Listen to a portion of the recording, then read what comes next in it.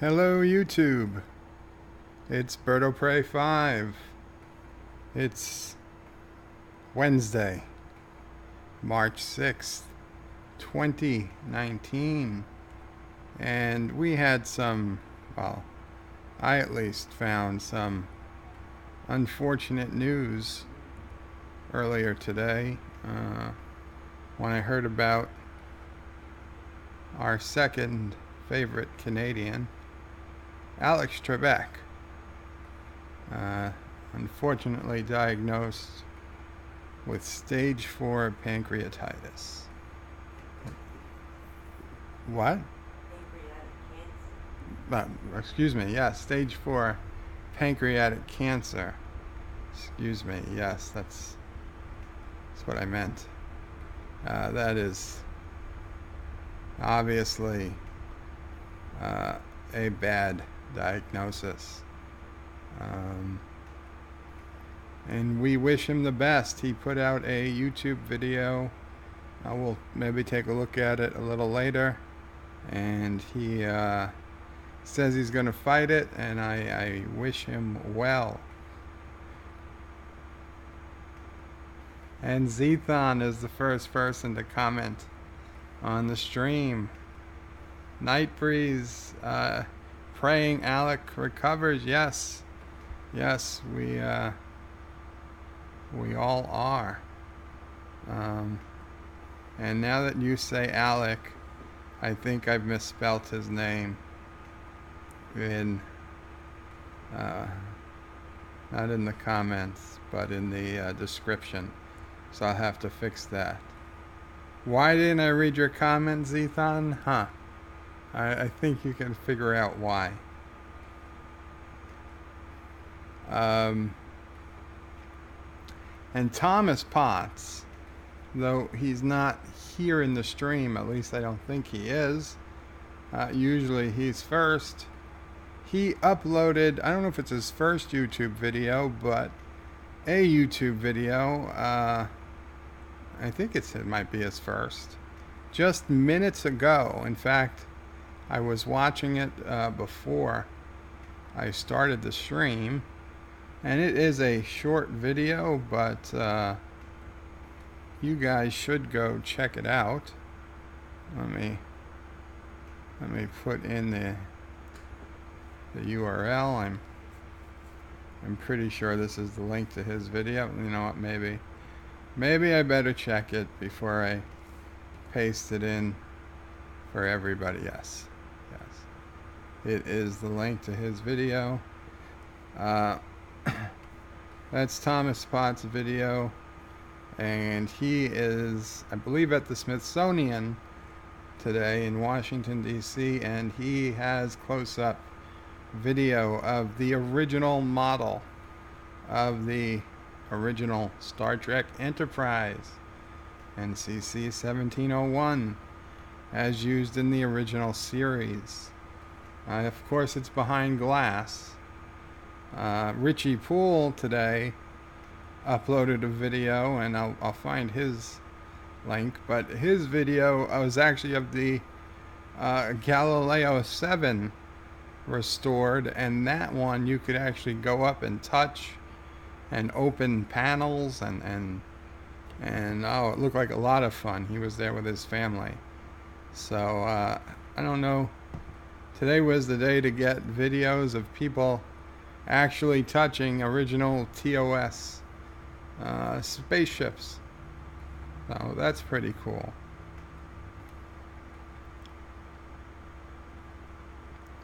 Nightbreeze says I have it spelled right. It's Alex. He just checked. Very good. I'm usually wrong on those things, but thank you, Nightbreeze. And Zethon says stage 4 pancreatic cancer is oof. Oof indeed. That is that's not good. But if anyone's got a chance of beating it, it's Alex Trebek. Because he'll say, sorry, cancer, you didn't answer in the form of a question, you lose. And that's it. Cancer has to leave his body bankrupt.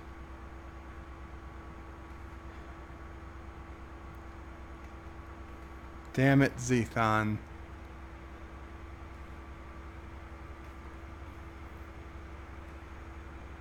Nightbreeze says, you, Anti-Tracker, and DJ Odyssey got me to start playing City Skylines.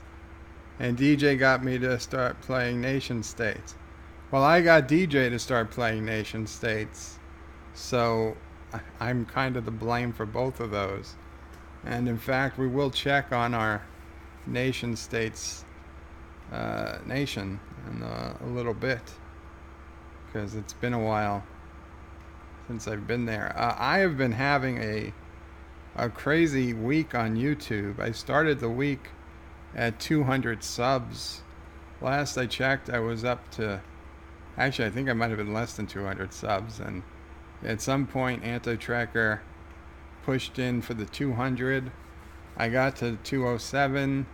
And then I started making videos on Dissenter, this new social media browser plugin from the Gab network.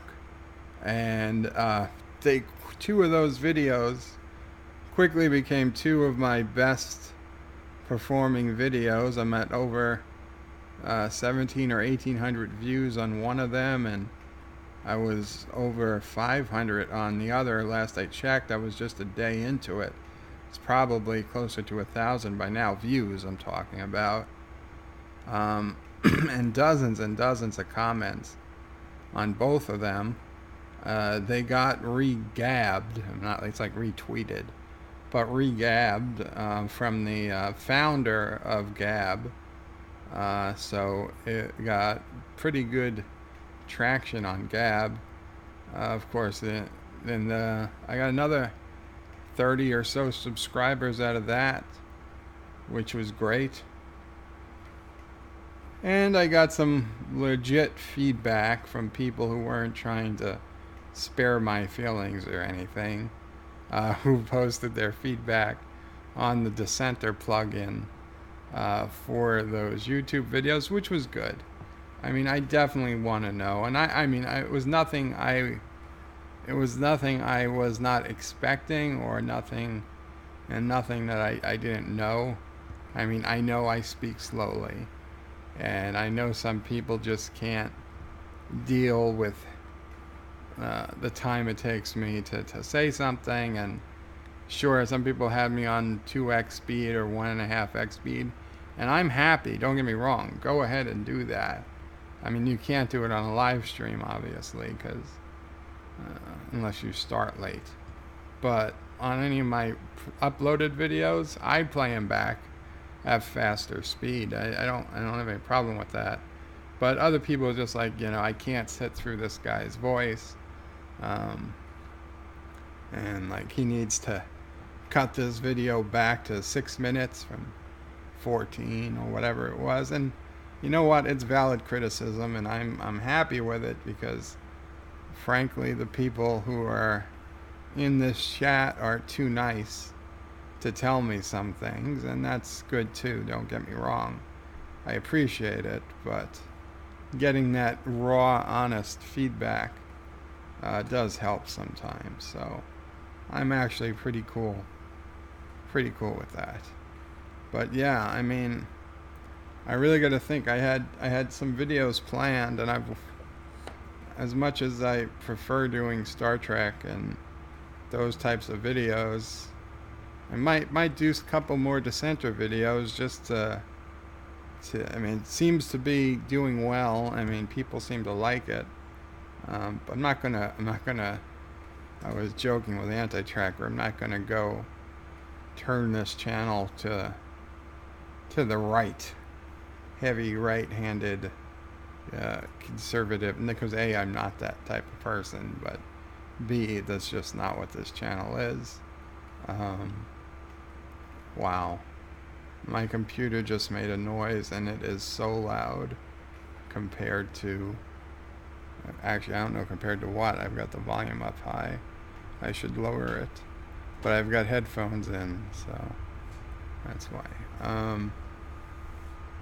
And that's exactly what I just did. That's exactly what people can't stand. Talking in circles and not actually getting to the point. Nightbreeze says, I have one in the Federation. Getch. Get. Oh, Nightbreeze. I don't. Gek blend. Gekek blonde. I don't know how to pronounce it, but I'm going to copy it to the United Federations is the one I hope you're in. That's where we are. I'm going to copy that name so I can find it. Thomas Potts. Hello, Thomas. And Nightbreeze says, awesome. Yes. Thomas, I watched your video. In fact, I pasted the link to your video earlier in the chat. I don't know if you got to see it yet. But yes, very, very cool. Very cool. Nightbreeze says, Thomas Potts, great video. Thanks, Nightbreeze. Zethan says, Thomas Potts, I'm glad you're here. Oh, jeez. DJ Odyssey says, damn it, I'm not first. Zethan says, you're like sixth. Way to be late. Nightbreeze says, DJ Odyssey, you were too busy shaving the bunnies. Oh, does he shave the bunnies now? DJ says, no, I was busy arguing on Discord over a graph, lol. Watching. The one DJ in, says Nightbreeze. And Thomas says, thanks, Bird of Prey. And DJ Odyssey says in no uncertain terms, I do not shaving bunnies. You sound like someone who protests too much, DJ Odyssey. I don't know what to think. Like the Romulan ambassador in Star Trek 6. I don't know what to think. Let's see if I can find this link. Yeah, that would help. Okay. So,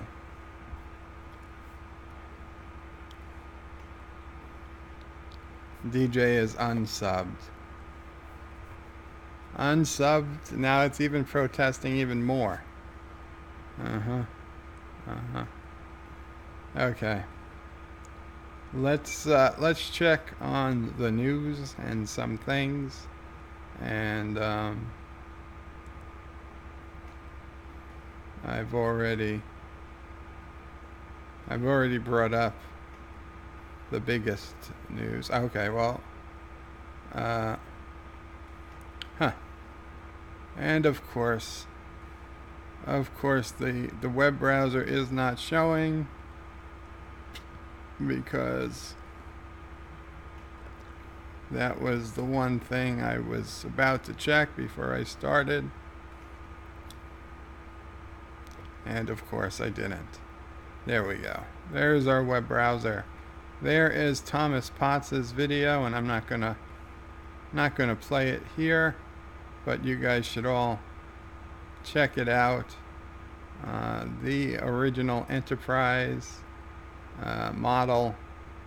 I would, Thomas, if you're still there, if you could sneak that out, maybe sneak it out and throw some postage on it. I'll give you my address. It'd be appreciated. Okay, well, this was the news about Alex Trebek, and he did his own YouTube video where he announced it. He actually announced it yesterday. I'm surprised I didn't hear about it, but okay, he announced it today. So Although many of these articles actually are from yesterday, so somebody knew about it yesterday, we'll put it that way. Hi, everyone. I have some news to share with all of you, and it's in keeping with my longtime policy of being open and transparent with our Jeopardy fan base. Yes, he's open and transparent with the fan base, which we all appreciate. Obviously, a lot of people in his situation might not be, but he is. So I also wanted to prevent you from reading or hearing some overblown or inaccurate reports regarding my health. Overblown. Okay. So therefore, I wanted to be the one to pass along this information. Now, just like 50,000 other people in the United States each year, this week I was diagnosed with stage 4 pancreatic cancer. 50,000 other people a year. I wonder if that's all stage 4 pancreatic cancer, because that's just, not to nitpick, but that is what he said. Or if just 50,000 people a year in total are diagnosed with pancreatic cancer of any stage. Either way, it is a scary number.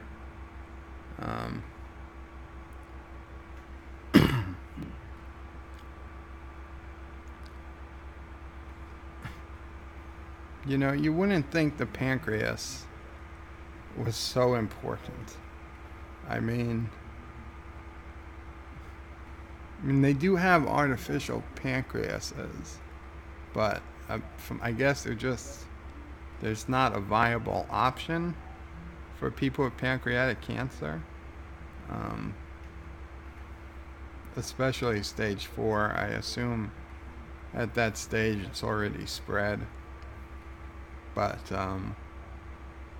and I mean, okay, obviously it's nowhere near as bad as cancer, but, I mean, when I had pancreatitis, man, it beat me up pretty bad.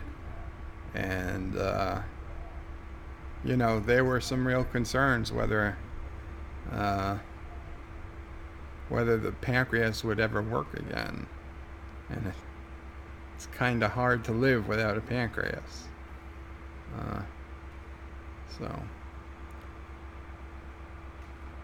Now, normally the prognosis for this is not very encouraging, but I'm going to fight this, and I'm going to keep working, and with the love and support of my family and friends, and with the help of your prayers also, I plan to beat the low survival rate statistics for this disease.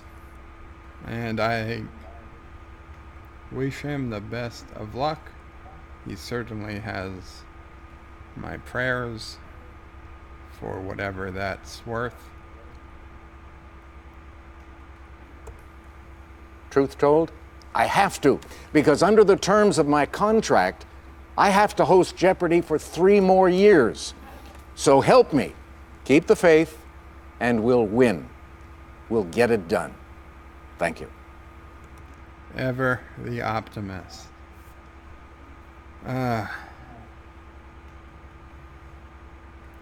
Breaks my heart. Breaks my heart to hear him announce that. I mean,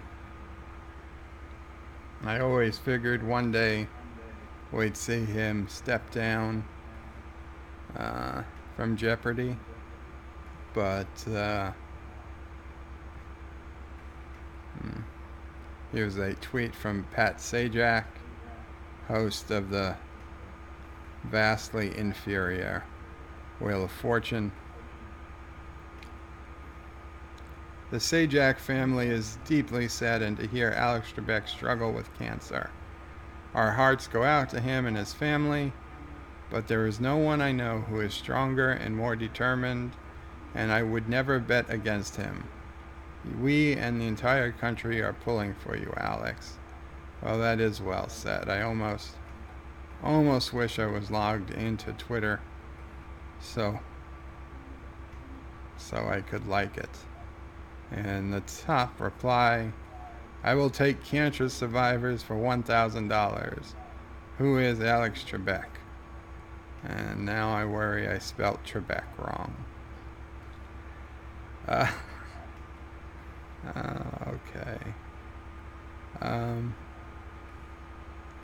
Did somebody really ask who he was? Oh, yes. He hosts the game show Jeopardy and has for many years. Can't tell if that was sarcasm or not. Sajak and Trebek would be an unstoppable duo. Well, agree to disagree. I remember one year on April Fool's Day they switched jobs. It was the best thing ever. That would be funny. And Wheel of Fortune with Alex Trebek, 1997 April Fool's episode. This is, oh, it's a whole episode. Well, that's certainly going to be a copyright strike. But let's see. Let's see how he did. Remember, folks, that... What is that? Pat, I'd like to solve the puzzle. Wow, what an interesting phrase. Can you believe 1997? It's still, I mean, that doesn't seem like all that long ago to those of us who are 40. Pat playing for charity. Oh, he was, oh, that's not fair. Pat Sajak was in the audience. Was a contestant. I thought they legitimately switched jobs. Don't mess up. I thought they legitimately switched jobs, like they had a regular episode. No wonder it was so easy. It was basically Celebrity Wheel of Fortune. So, yeah, well.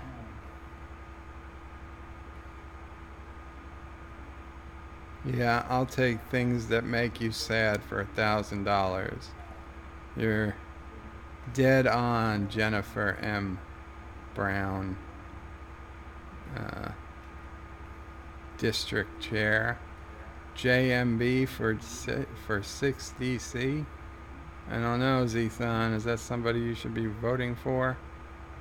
Not that you live in DC, but you're close by. Thomas Potts. Maybe you should go check out her district.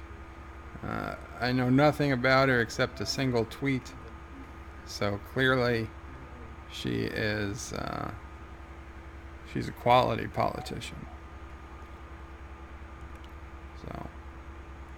So yeah, Alex Trebek. That's not supposed to be happening. Uh-oh.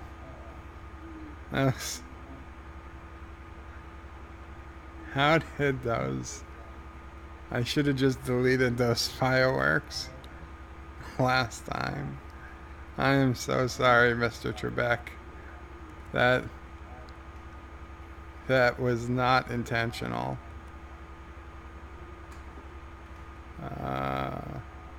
There's fireworks in celebration of you beating cancer. Oh man, I'm so embarrassed. Sorry about that. That was not what was called for. Nightbreeze says, yeah, makes you wonder. Thomas says, reports our Karoga is ready to fall. And then he said the museum is closed. He can't go back to take the Enterprise. Thomas. That's even better the museum is closed, because I'm pretty sure they wouldn't let you take it if it was open. Hector is in the room, the chat. Hector is in the chat. He says hi. Thomas says in fact, about half of the Air and Space Museum is under renovation. Thanks, Obama. Hector says, how good it was, Thomas. Did you have to use the restroom? And Thomas says the restrooms are small, and he's got a smiling face. Hector says, I don't know Mr. Trebek, but best wishes to him. I don't know Mr. Trebek, but my best wishes to him. Do you know Jeopardy, Hector? Thomas says if anyone goes to the Air and Space Museum, they turn the Enterprise on for only 10 minutes at 11 a.m., 1 p.m., and 3 p.m.? Seriously? They can't even keep the thing powered? That's so disappointing. Nightbreeze says it's nice that with all that news he can still have a sense of humor. Definitely. Trebek. Hector says, did you get video footage of that, Thomas? The restroom? And Thomas says, no, Hector. Thomas says, they don't tell Sajak the answers. He looks at the monitors that tell him how many letters are in it. And DJ Odyssey says, Bird is celebrating because the fireworks that came on when I turned the screen the back on, they accidentally came on. They were still here from the Orville, from the 207 subscriber episode. Thomas Potts says, congrats on 233 subs. And DJ Odyssey is R at 233. Yeah, DJ. Get on the dissenter bandwagon, DJ. You'll get some subs. DJ says, lol, congrats. Hector says, I've heard of Jeopardy. We have similar shows, but not my cup of tea. Robert Knowles, welcome. He says, hello, how are you? I'm good, Robert. We are just talking about the unfortunate news of Alex Trebek announcing he's got stage 4 pancreatic cancer. And DJ says, hey, I got to 55. Congratulations, DJ. They turn it off for a short time to preserve the motors in the nacelles. Oh, I guess so. They're those old motors. They couldn't upgrade them to some type of LED that makes the same pattern. Thanks, Obama.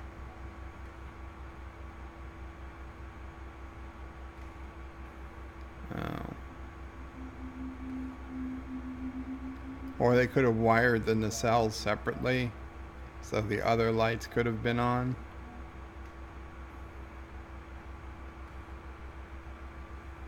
Anyway, let's check on our nation state while we're talking about it, and hopefully when I come back the fireworks do not start again, though I honestly don't know.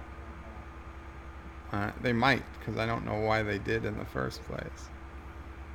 So the Armed Republic of Karoga is got below average civil rights, but the economy is thriving and the political freedoms remain very good.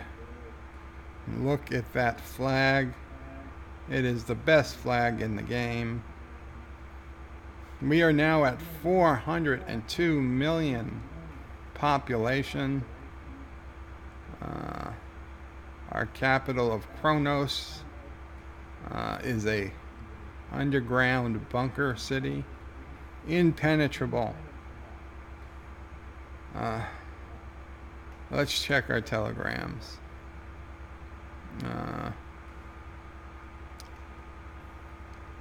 From the Empire of Triggerland 85, he says, bring it on. My cat eats birds. Really?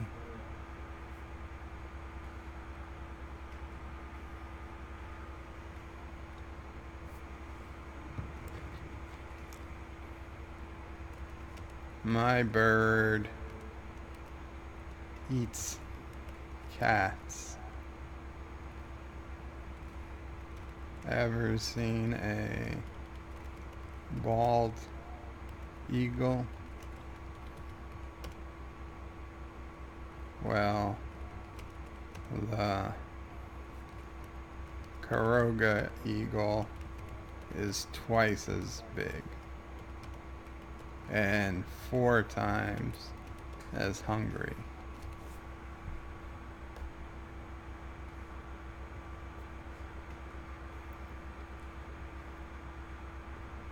The Republic of DJ Land. We eat them carrots. We are the land of bunnies. Okay, DJ Land. Good for you. Good for you. Who the hell is this? The Republic of Michael must not sleep. You must join us in our quest to keep Michael awake. Batman requires it. Well, if Batman requires it, I shall join your noble quest.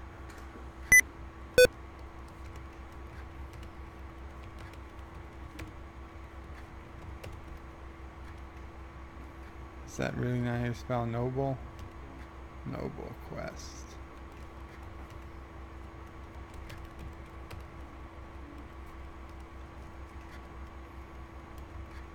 Don't worry about this, Thomas. Ignore what I'm saying.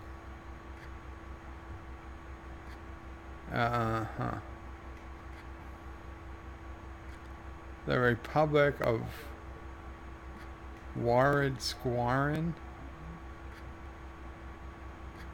Ahoy, another message.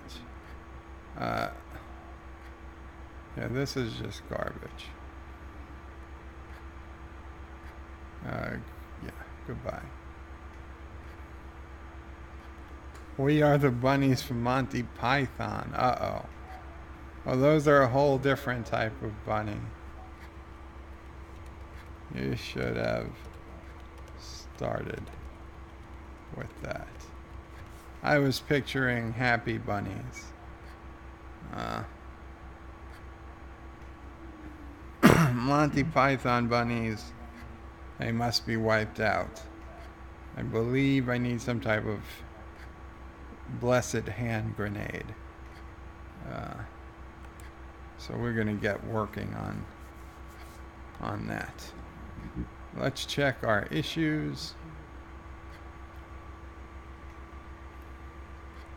Perpetual loner and social outcast Alfred Silver made the news after holding 5 of his schoolmates hostage in a classroom for 4 hours, forcing them at sword point with an excellent replica of Toledo Salamanca rapier to play the popular role-playing game Trials and Trolls. Though everyone was released unharmed, the boy is now under arrest. Many is asking if the game is a bad influence. Let's see, the first person, I caught him trying to fight our dog after playing the game. Okay, so first person is against the game. They're an idiot. Second person says people need to mind their own business. Yes. States self-proclaimed nerd and Takatu Christian Gillian proudly wearing Jesus saves and takes half damage t-shirt. This is a positive activity. It certainly is. And let's see who number 3 is. Actually, I think that being taken hostage was our own fault. Suggests Renegald Stockholm, one of the crime's victims. I mean, he had asked the game for months.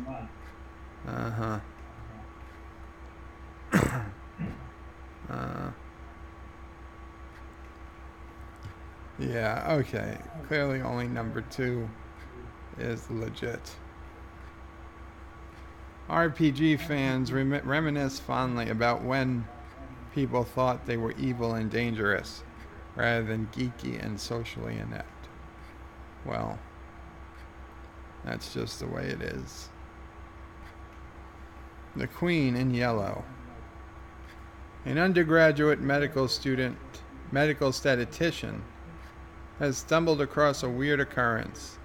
3 of the 5 actors involved in a theatrical piece, The Queen in Yellow, as well as over 10% members of the opening night audience, have since received diagnoses of various psychiatric illnesses. The media has picked up on this, labeling it the play that sends you mad. And predictably, ticket sales are now skyrocketing. The debate. Stutters Casita, a former actress in the play, dismissed for creative distances. Think you should stop the show. My dreams haven't been right since I was in the play. The strange moon, the shadows lengthen. Well, that was pretty, that one hit hard. 2 says it's selective reporting, shouts mathematics professor Camelia Watley. It's like when they claimed fighter jet pilots were having more female children. All over again.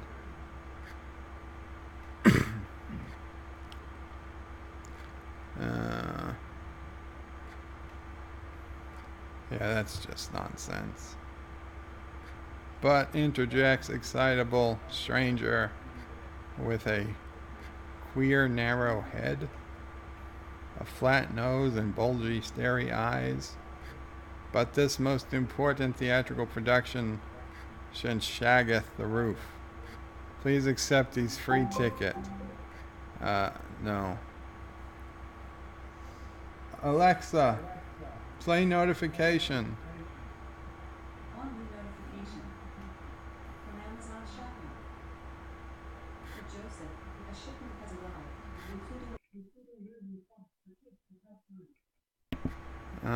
Either they lying about it coming, or because this company that's delivers has lied about the time they've delivered items before, or we missed the fact it came. So you can go around. I don't have the camera on.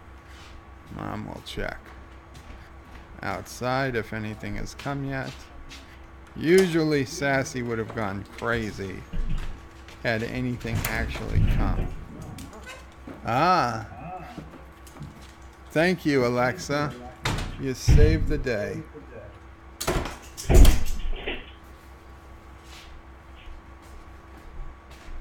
Okay, I can just put it down for now. Excellent. Excellent. Maybe tomorrow we're going to have a new video. We'll see. But yes, that was for my next brilliant plan. But anyway, for this debate, I think this play better be shut down. I don't like the government stepping in, but you know what? If that many people are going to the hospital, something's wrong. Talking point: insanely good theater production faces government censorship. Kiruga's civil rights fell from below average to some. Really? You're going to take away civil rights because I'm protecting the people?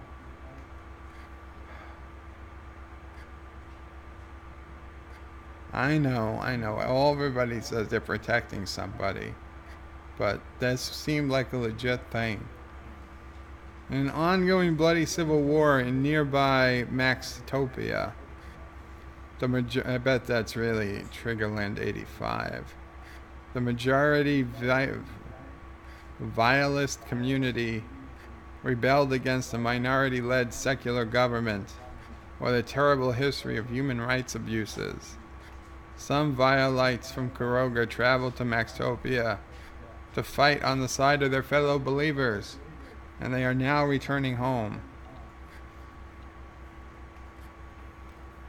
These Violites are coming back brainwashed with fundamentalist ideas, trained in terrorist methods, argues Al Smith, your Minister of Internal Security. They're a real danger to us all, and you've got to detain these returnees for interrogation until we can be sure they're not planning terrorist atrocities here, however long that might take. In an ongoing bloody civil war in Maxtopia, majority violist community rebelled against minority-led secular government with a terrible history of human rights abuses. So, okay, basically, this is a religion. So it'd be like saying some Christians from the United States traveled to some country to fight on the side of other Christians. They are now returning home. So one is to lock them up until we're sure they're not a danger. But they were fighting against human rights abuses. So it seems like they were in a good fight. Number 2 says this is all a massive overreaction. Civil rights campaigner Ethan Bonaparte. Right. No relation to Napoleon.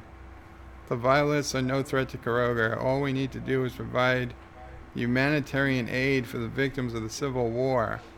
The hell we do.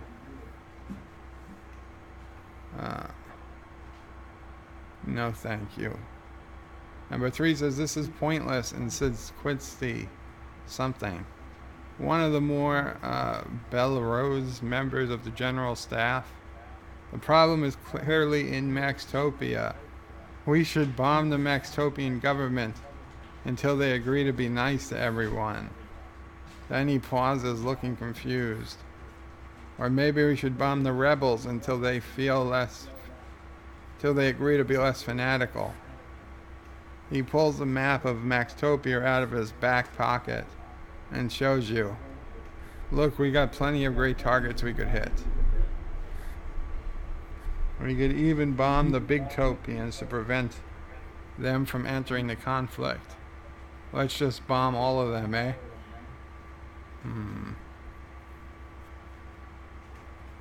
He had me to the at the end.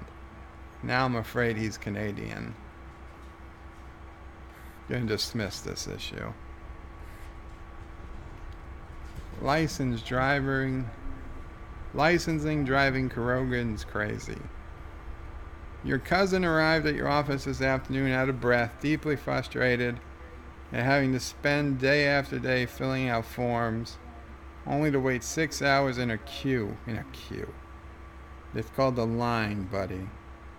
To register for another appointment to receive his 27B/6 form to finalize his registration to legally drive.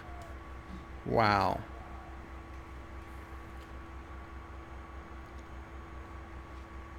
It's very important we get all this information from drivers, explains some minister of transportation. I don't think so. I have a radical idea, announces Major Ryan, CEO of Kuroga's largest automobile manufacturer. Simply license car dealerships to handle these processes. That's cool, yes. I like that idea. Licenses? We don't need no stinking licenses, exclaims a scruffy looking man with a wrong turn. We took a wrong turn and wandered into your meeting. Exactly. Why should the government have any say in who can drive? Get rid of permits, license, traffic cops, borders, wait. Borders and barriers are not going taken away. speed limits, road laws, identification plates, and just let people live their lives. Guy, I so much want to click on number 3. If you didn't say borders, I'd be clicking on you, but now I got to go with number 2. We're gonna let the car dealers act as the DMV. For just a few extra rounds, Kurogans can get their new driving records with their new cars. Silence is golden. During your trip to the premiere of your sister's documentary, oh, speaking of my sister, we're gonna have an interesting story. During a trip to the premiere of your sister's documentary on Maxtopian Civil War, wow, they're linking back to other things. Well done. Your viewing of the film was interrupted by glowing phone screens and obnoxious calls. As it turns out, other citizens often cite this as their biggest pet peeve. Cinema is an art that requires the viewer's silence, begins pretentious movie critic Elaine Jameth as she uses her fingers to frame compositions at your desk. If so much as one selfish person draws forth one of the devish glowing rectangles, the audience as a whole breaks its suspension of disbelief. And, well, it's rude. I say we ban these devices in movie theaters. Kick the violators out for a start. Maybe fine them for civil disturbance to get the message across. Number 2 is why stop at movie theaters? Ask local snob Jean-Luc Preisener. Wow.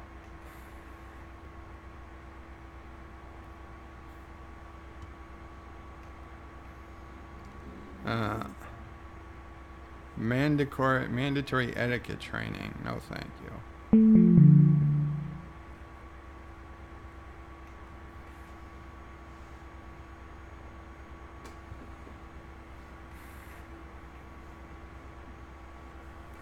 Better reception all over Kuroga.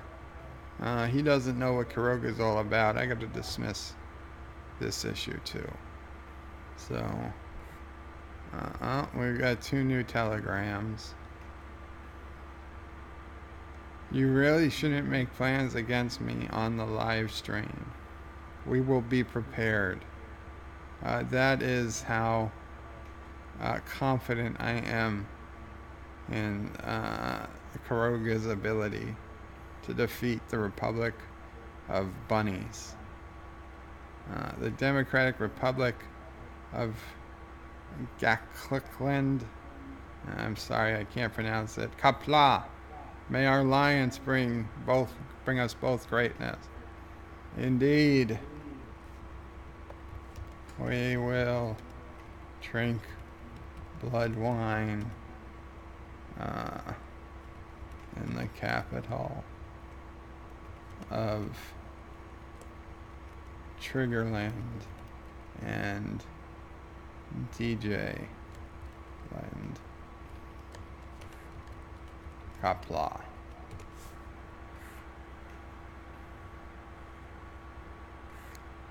Wait, nope, wrong reply. There we go. So, my sister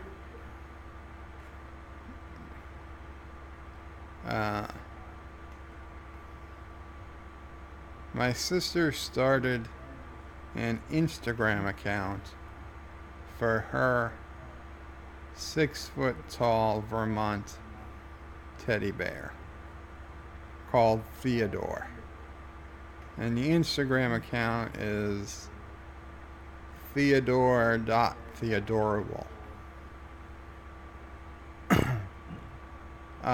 2 days ago, she had 15 followers and no pictures. Today, she has 171 followers. the vast, vast majority of them are there because of the bear. Theodore is a 6-foot tall Vermont teddy bear who I put a blue shirt on. I actually had to cut the shirt down the back so the shirt would fit, because man, this is one big bear.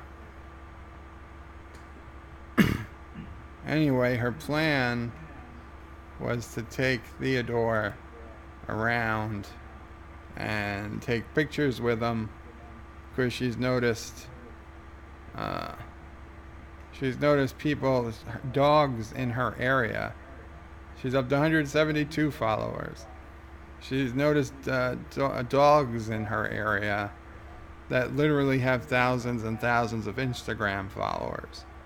So while she doesn't have a dog, she figures she can get a bear, get followers with a bear. And I think she's completely right, but she did not know, and neither did I before today, the term plushie. And apparently putting out a Instagram account for a 6-foot teddy bear is like a dog whistle to all the plushies on Instagram. So she has been fielding messages, comments from all people inviting her to all types of plushie events and plushie websites.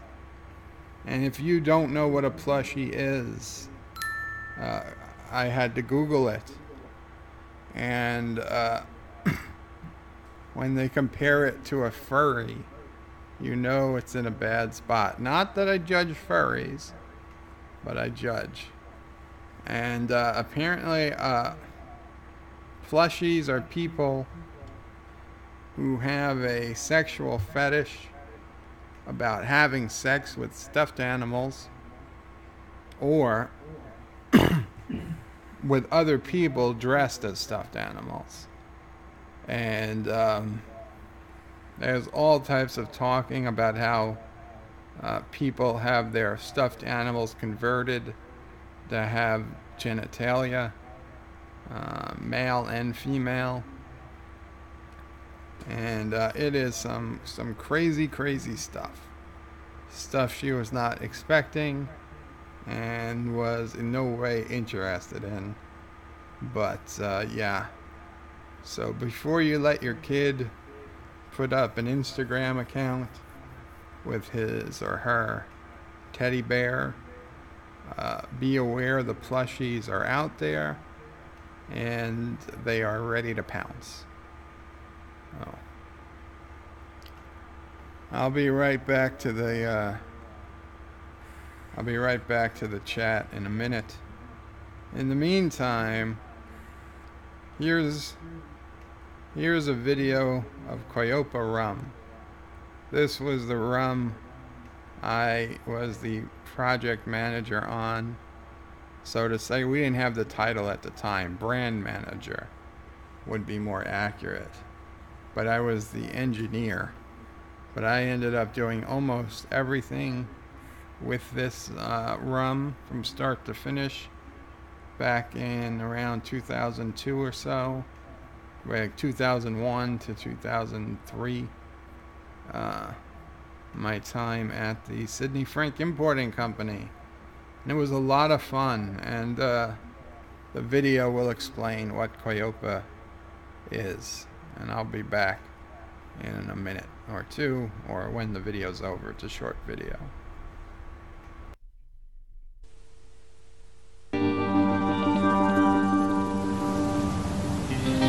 Beyond the beautiful beaches of Barbados lie the island's famous sugarcane fields. The history of Barbados and its people is steeped in these fields and the nation's rum-making tradition. No other rum brings that tradition to life more so than Qapla rum. Barbados was the first country in the world to produce rum. Sometimes we think we have rum in our veins instead of blood. Qapla means lightning in the blood. It is a native word that captures perfectly the dynamic spirit of this rum. Qapla is a full-bodied rum. Made with island sugarcane and aged 10 years in oak casks, Qapla has a buttery molasses aroma and a decadently rich taste. As with all great stories, there is a beginning. Looking to produce the very best rum possible, liquor legend Sidney Frank turned to Sir David Seal, chairman and owner of the renowned rum producer R.L. Seal and Company.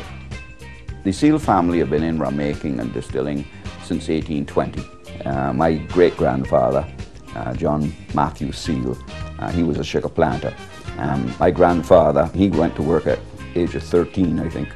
As soon as he was able to raise enough capital, which I gather from my father was something like $50 US equivalent, he opened his own company. In 1996, R.L. Seal and Company opened a state-of-the-art rum distillery. Originally a sugar factory whose history dates back to the 1600s, the Seal family converted it into Barbados's premier rum distillery. Qapla is made exclusively with sugarcane grown in Barbados.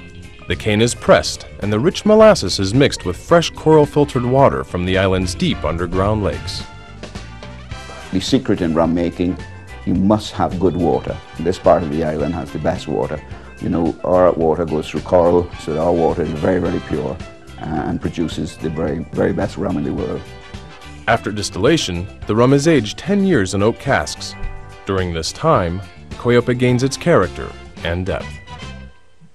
In our search for Qapla rum, we tasted hundreds of rums from all of the Caribbean countries, Central and South America, and found the best tasting rum in Barbados.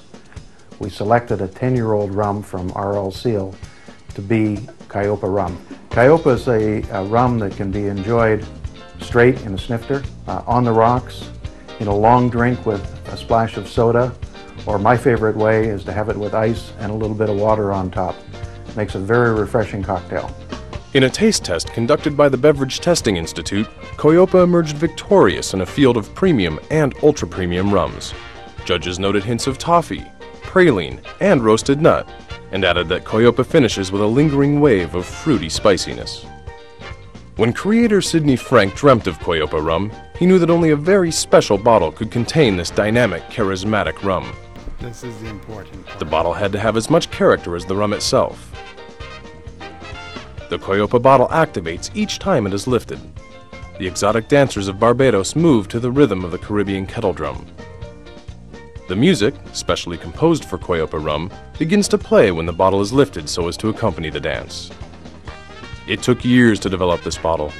The music is stored digitally and plays from a speaker in the bottom of the bottle. The revolutionary light display of the bottle's label, called electroluminescent phosphors, is paper thin. Each time the bottle is lifted, the song and dance will play once for 15 seconds and then shut off. The advanced battery will last at least 500 plays, and all the electronics are contained in a water-resistant chamber at the base of the bottle. It's totally unique in the liquor industry. There's no other bottle like it out there. People are asking where they can get it. It'll be a tremendous gift item. It'll look good on your home bar. It'll look terrific in your favorite cocktail lounge. It really attracts a lot of attention, and attention is going to create a lot of sales. And it tastes good.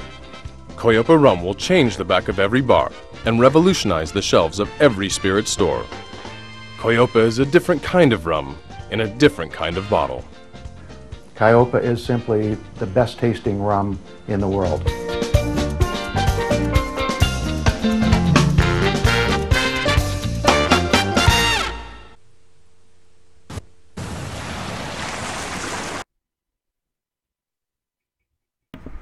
So, yeah, I'm sure you all know, you've all heard of Qapla because, of course, it was the most, best rum in the world, and clearly it was going to change the world. So, surely everybody has now heard of it. Oh, you've never heard of it before. Well, now you have. Now you have. How far back in the comments am I? A ways. DJ Odyssey says it's not the best flag, mine is. Hector says mine has Mrs. AT in it. It's the best flag. Thomas Potts says one day my flag will fly over Karoga. I do not think so, sir. Hector says who would dare attack a nation that has Mrs. AT in the flag? Thomas says Karoga eagle will be extinct.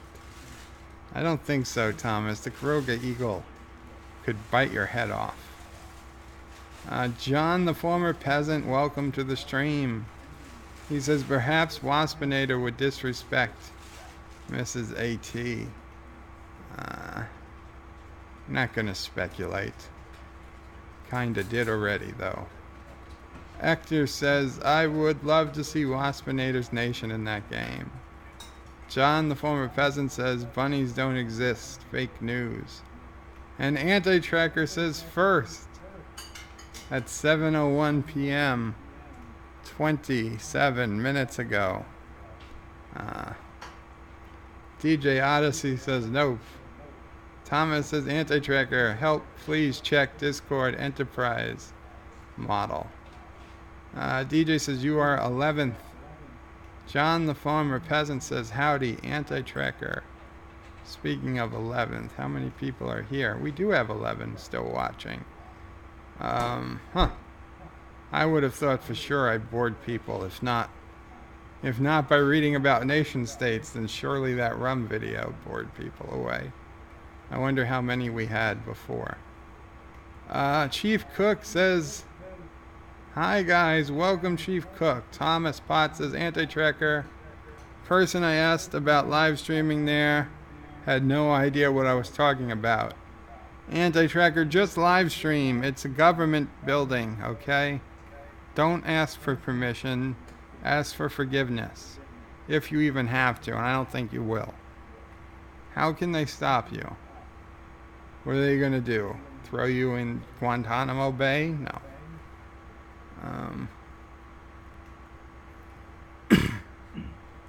DJ Odyssey says, hi, Cook. I mean, honestly, what's the difference between live streaming and taking a video with your phone? They would have no idea. You know, there's literally no difference. If people can take pictures and video with their phone, they can live stream. There is no difference. There's no tangible difference.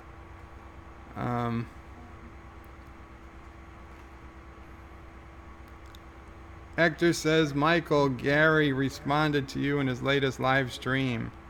1350 into it. Nerdrotic. Anti-Tracker says, Thomas Potts, thank you, and I am jealous. How did it look in person? Chief Cook says, hi, DJ, and Thomas says, it was beautiful. Rub it in, Thomas, rub it in. DJ says, Thomas is going back tonight, Mission Impossible style, to get it. Yes. Thomas says, Anti-Tracker, it's only lit for 10 minutes. At 11 a.m., 1 p.m., and 3 p.m. 1113. My lucky number. Is that a coincidence? I don't know. Thomas Potts says, oh, it's only, yes, I just read that.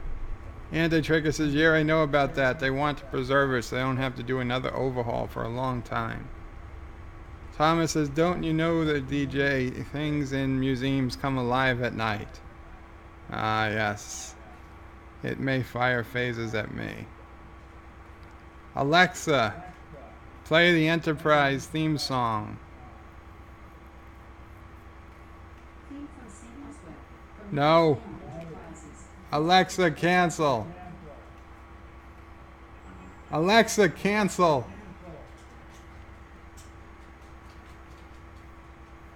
That makes Sassy upset when I have to raise my voice.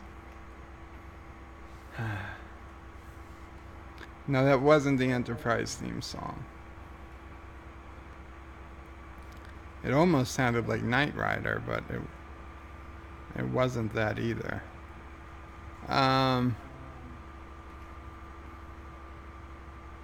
John, the former peasant, says, Alexa, save the day. Should I play the song Save No, don't play that song. Cancel. Cancel.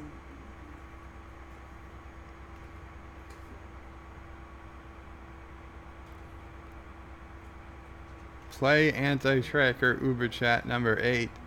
I don't think she has that option. Thomas Potts is breaking. Karoga eliminates civil rights. Actors as they are the original motors, question mark. John, the former president, says that you know who, with the A word, oppresses the people. Actor says modern motors would be silent and last for years. But I suppose they are original motors. Anti-Ryan Johnson joins the stream and yells, Qapla! Qapla, anti-Ryan Johnson. Thomas Potts says, I think they are original. John, the former peasant, says, let the waterboarding begin. Actor says, Alexa is not a spy. No, spy is not a subclass of search.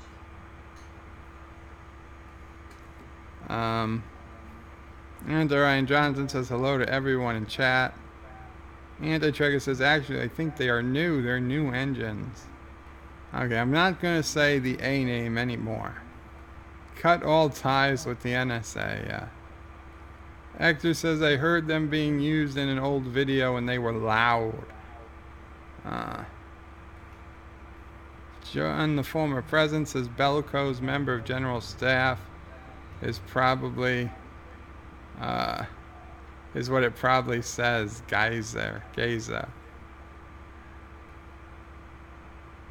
Bellicose, yes, that's what it said.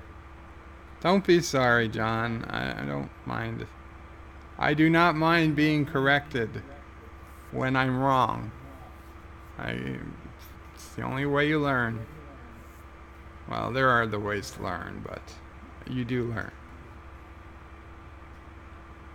So, you know what? Going to Google it. Bellicose. Demonstrating aggression and willingness to fight. I'll be honest, I would not have been able to give you the definition of that had you asked me. So, now I know. And knowing is 3/4 of the battle? Is that the saying?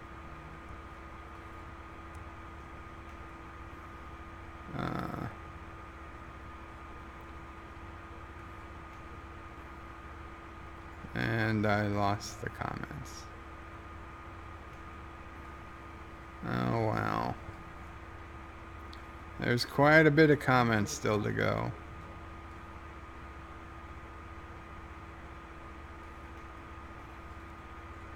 Okay. Robert Knowles, welcome Robert again. And what's wrong with being Canadian other than we freeze 80% of the year? Nothing, Robert. I hesitate to take strategic military advice from a country that is so peaceful. John, the former peasant, says, Robert, the name Trudeau comes to mind. Also Obama. DJ says, you are nice, lol. We wasn't speaking about you. We wasn't speaking about your sister, Burr. John, sorry, DJ, I know, it still hurts. John, the former peasant, says, got to go. Take care, John. Sorry, I missed you leaving.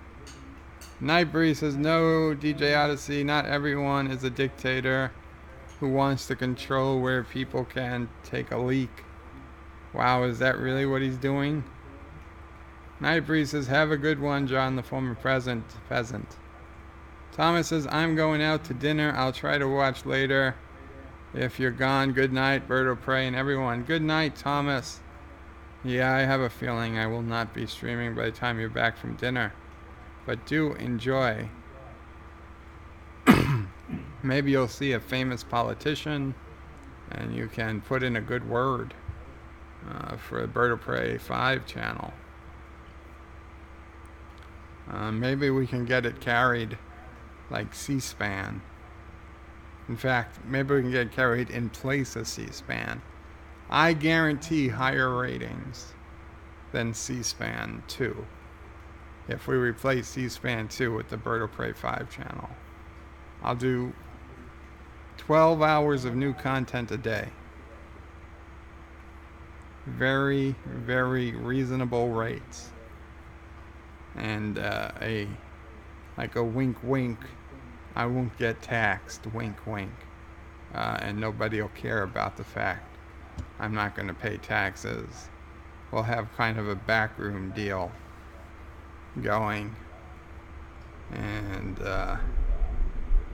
yes, and I'll also need a full pardon from President Trump from any possible crimes, past and future.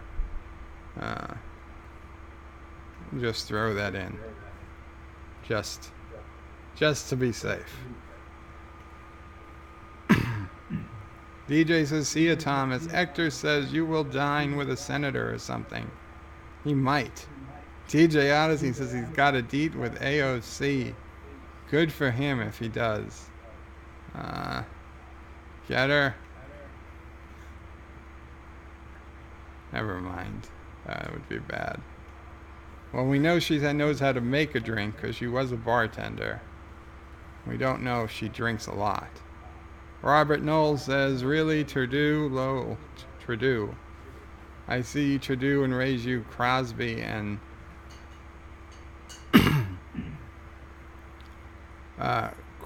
Crichton? Thomas says, I'm having a state dinner at the White House. Trump is joining me in my alliance against Karoga. Uh-huh. I see.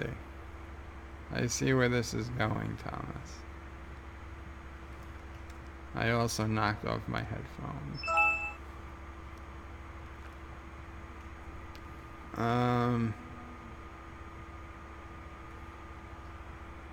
Wow, this sounds like I'm speaking even slower than usual. Maybe I'm just more aware of it.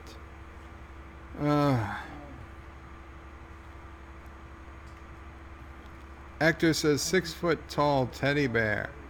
He looks like Family Joe. Indeed he does, Hector. Hector says you need to get 6 foot tall bunny, DJ. DJ says I'm 6 foot, so I would have to do is put on the PJs. Maybe DJ is a plushie. DJ, have you considered reaching out to the plushie community? They might really enjoy you and your bunny costume. And then you will have thousands of subscribers. You'll beat me and Anti-Tracker if you start advertising to the plushies. Hector says, I predict 10,000 followers, DJ. DJ Lowell. Wonder if there are female plushies. This could be my chance. It is, DJ. According to what I read, there are female plushies. And they put strap-ons on their stuffed animals. So you'd work out even better. DJ is laughing. Night Breeze is lolling. Hector says, what is Joe talking about? Yeah, that would be a... Hector says, I left the stream for 1 second. And DJ says, people are messaging his sister over the bear. Anti-Tracker says, Joe was talking about his sexual fetish. No, Anti-Tracker, I made it very clear that that was not my sexual fetish. DJ says, I think I have to do a new Pink Bunny video. You do, DJ. You should honestly do it. Put plushie in the title and in the description and in the tags. You will get hits. Apparently they're out there and they're waiting to pounce. literally and figuratively. Apparently, Joe is turned on by stuffed animals, which is why he likes DJ so much. No, exactly. Joe just feels sorry for me. I don't feel sorry for you. You can walk, number one. Number two, you are a radio DJ. And number three, well, you can walk. That counts. That counts as at least two. That counts as at least two. So, I was gonna say, and you live in Illinois, but no, I'm not jealous of that. That's for sure. Not. I will take New York over Illinois any day. Not that New York ranks high, but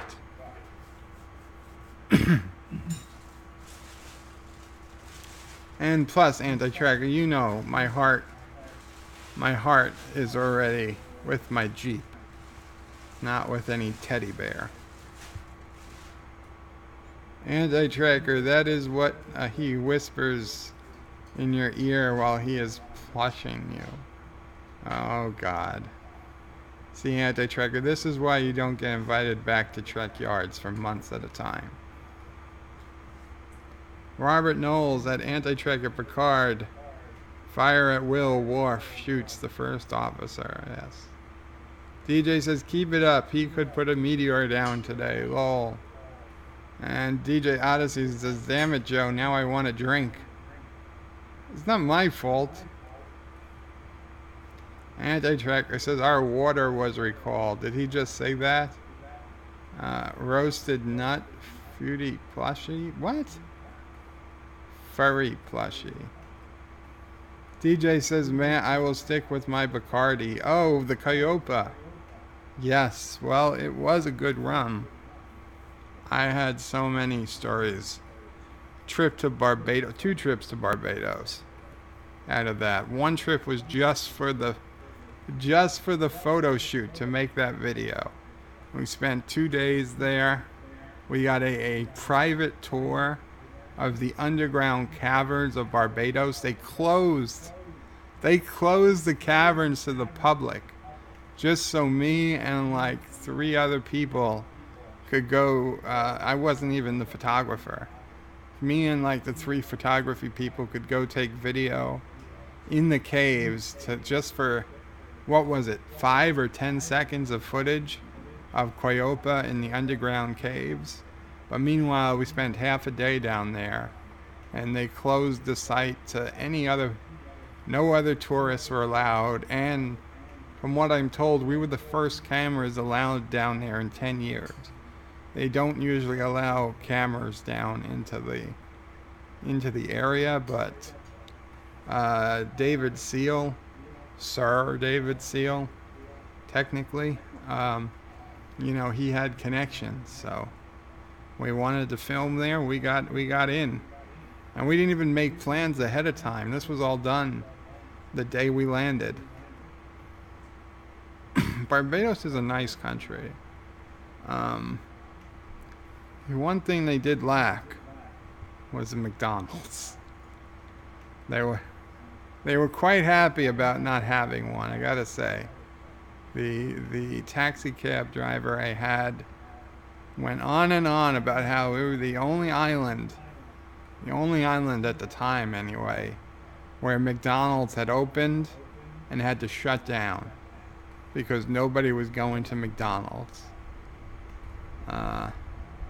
He was very proud of that fact.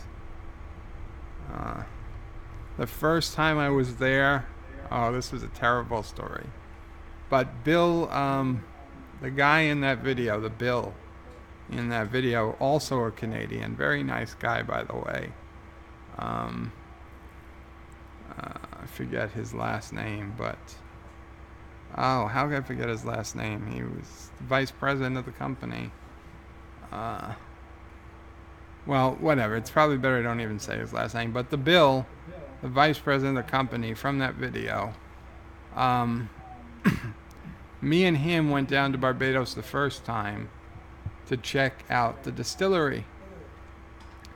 And he had met with Sir David Seal before, and he'd been down there before, and it was literally my first business trip, like my first real business trip, because I was still pretty new to the company, and I'd been on trips in the United States, but those were to back and forth to San Diego, where we had sort of an office, but it was out of the owner's house, so it wasn't quite an office. But I had been back and forth so many times between New York and San Diego that I had already had American Airlines Gold membership, which means that I could upgrade to first class for like $50. And sometimes they would just give it to me for free. So on the trip going down, well, you know what, that's already ahead of myself. Before we left, I asked him, Bill, you know, what should I bring to dress down there? Because I know we're going on business, but I also know it's like the middle of summer. It's probably hot as hell down there. What do they wear in Barbados? You know, if we're going to go in. And he's like, oh, it's hot and humid down there. Just, you know, bring shorts. He's like, everybody does business in shorts down there. Well, apparently his definition of shorts and my definition of shorts were quite different.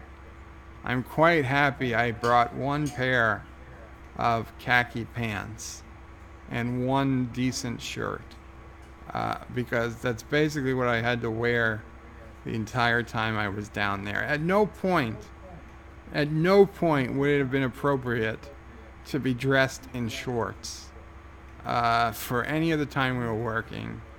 And I got down there, and we got on the plane, and they called my name before we get to the plane, and the gate agent told me I've already been automatically upgraded to first class because of my status with American Airlines. So I was like, nice. So I actually ended up sitting in first class while the vice president of the company was sitting back in business class. And I didn't see him at the airport. I got on the plane first. So he walked past me on his way to his seat. And he looks at me sitting in first class. And now he knows the company policy is to buy economy tickets. We were not allowed to buy first class or business class tickets. But here I was in first class, and I had to assure him, he didn't care. He was a very laid back guy. He wouldn't have cared. But he probably would have just been like, good for him. But I had to tell him, I was like, no, I didn't buy first class. They upgraded me because of all my miles. So I thought that was funny, that I was sitting in a better class than the vice president of the company. Anyway, we get down there, and I don't usually get sick on planes, or there's a whole other story about that. But I don't usually get sick on planes or car driving or whatever. But I don't know what it is, but I am totally feeling it. Maybe it was the sun. We get to the room. There's like no air conditioning in these hotel rooms. He picked a nice hotel, but god damn it, the windows don't even close. There's not even windows. They're just like grills that open and close, and they don't close completely. I mean, lizards and shit are coming through the grill. There's like, it's not even close, and it's hot and it's humid, and I can't cool off, and I'm starving. And there is like, oh, don't worry, we're gonna go out to dinner. Sir David is going to take us to dinner, and I was like, well, okay. He's like, well, what time? He's like, about 45 minutes, an hour. So I go to my hotel room. They have, I'm starving. I know I can't wait. If he's not going to pick us up for an hour, then we're going to take a half hour probably to get wherever we're going. And then, what, a half hour? I'm thinking we're at least 2 hours away from eating. I can't possibly wait that long. So I order room service, and I beg them. I said, please, I need, if it was like, how long does this take? Because obviously I wasn't going to take it if they said it takes an hour. They're like, oh, we should be there in 20, 30 minutes tops. Now, that's fine. I could eat a burger in 10 minutes. That's not a problem. So I said, please, I said, and I did, but I didn't have to. But I was like, please, I really need it at that time. I've got to take a pill, and they assured me they'd bring it. Right. Of course, it didn't come until like 45 minutes. So I get the burger. I'm starving. I eat it. It's not the world's best burger, but okay, fine. I had something. I put on my nice clothes, the ones I didn't think I was going to need at all. Go out and go wait with Bill to be picked up by Sir David in his brand new whatever Mercedes at the time. And well, I sit in the back seat, even though I was clearly the bigger person. I wasn't gonna sit up front with Sir David since Bill knew him better. So okay, I'll take the back seat. But man, they drive on the wrong side of the road in Barbados because they're English, and that was playing hell with my mind. And I started getting car sick in this brand new Mercedes. And I am all to do to not barf and vomit all over this guy's Mercedes. And I don't know what to do. Because there's no, we're driving through, looks like sugar cane fields on either side. There's no place to stop. It's not like there's, and God, what would a Barbados gas station bathroom even look like? I couldn't imagine just seeing what the hotel room of a nice hotel room was. So I was like, what? Let me just get to. I was like, surely, whatever nice restaurant we're going to has a bathroom. So we get to this nice restaurant. I am literally like holding my mouth to keep the vomit in. And it is a nice restaurant. It has air conditioning. Wow. We sit down. I have water. I'll have cranberry juice. Good. And I tell them, I'm sorry. My stomach, I got to use the bathroom. I'll be back in a little bit. If they come to take the order, this is what I want. That's fine. And I'm so sorry. I'll be back. I excuse myself. I find, somebody, I was like, guy, where's the restroom, the bathroom?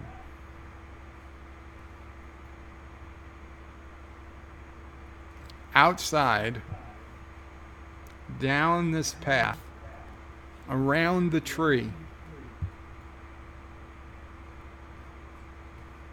and there will be the bathrooms.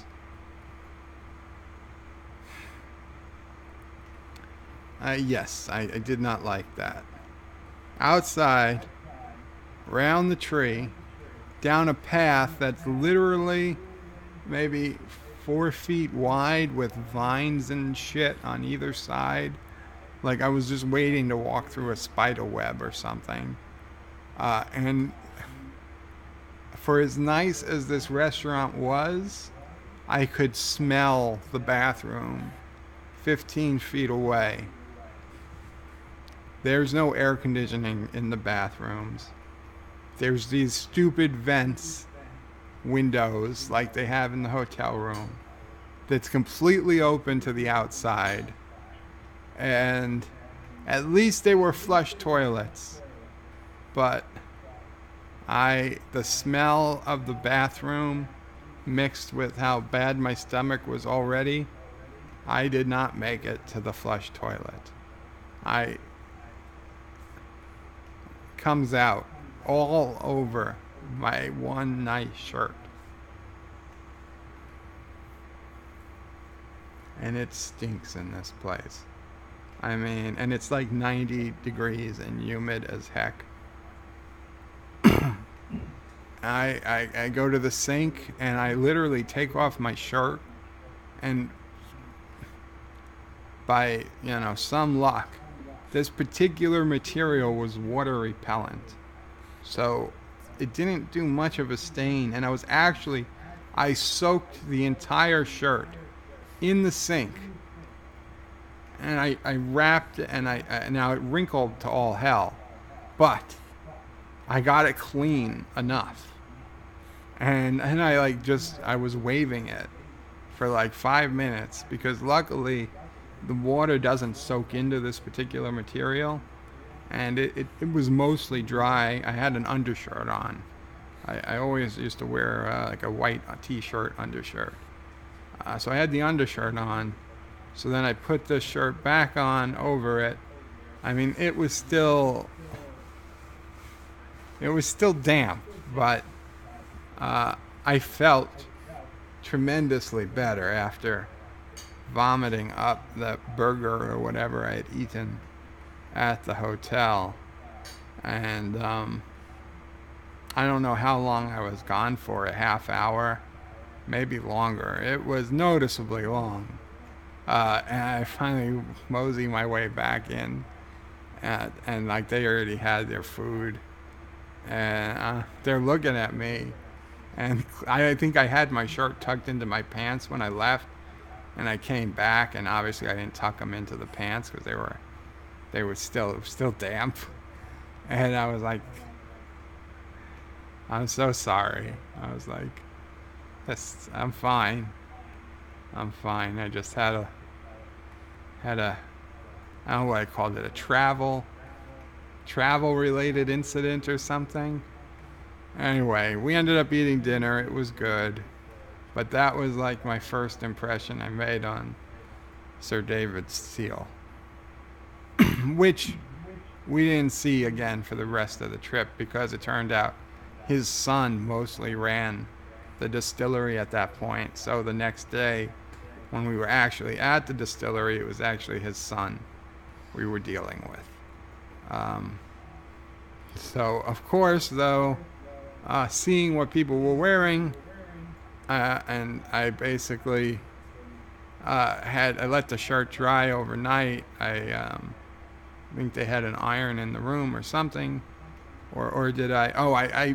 They had hot water, luckily, in the bathroom, so I steamed it to get it wrinkled, to take out the wrinkles, and I put it back on, and we went to the distillery the next day. Luckily, like I said, different guy. The only person knowing I was wearing the same clothes was Bill, who, as far as I was concerned, was the person responsible, because he should have told me to bring, business clothes, and he told me not to. He told me specifically that they do business in shorts.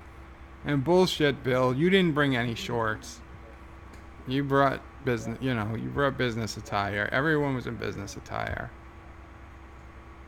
But still, a damn fine island. They had monkeys right on the island.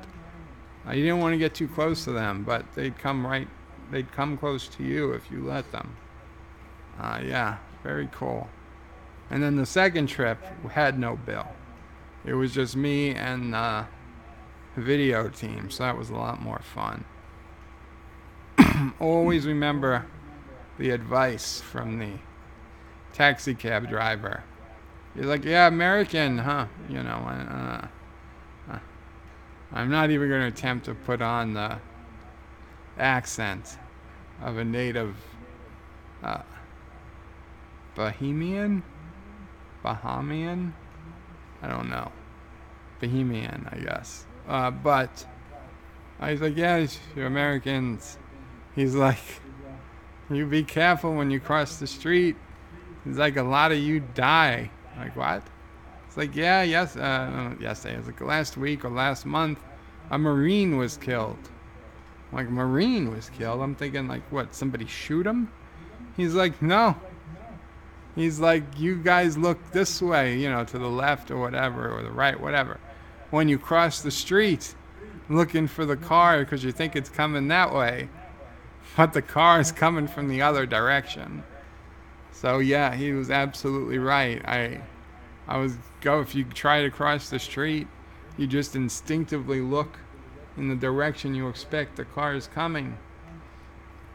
And the car is coming from the opposite direction. So I could totally understand, especially if you had a few drinks in you. Walking out in the middle of the street thinking it was empty, and boom, you get run down. So you be very careful crossing a street in Barbados or any of the other countries. In England it wasn't so bad because literally every street, I was in London, every single street had like cars parked on it and traffic, so you couldn't help but know which direction traffic was going. But in Barbados, where the hotel was, there were no cars parked on the street, and there was a casino across the way. So people just wanted to cross right over. It wasn't a big casino, but a medium-sized one, maybe even a small one, however you want to categorize it.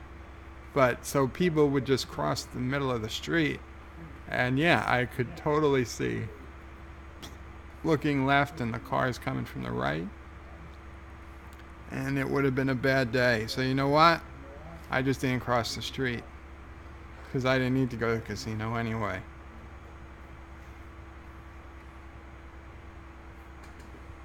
But yeah, Barbados, nice place to visit.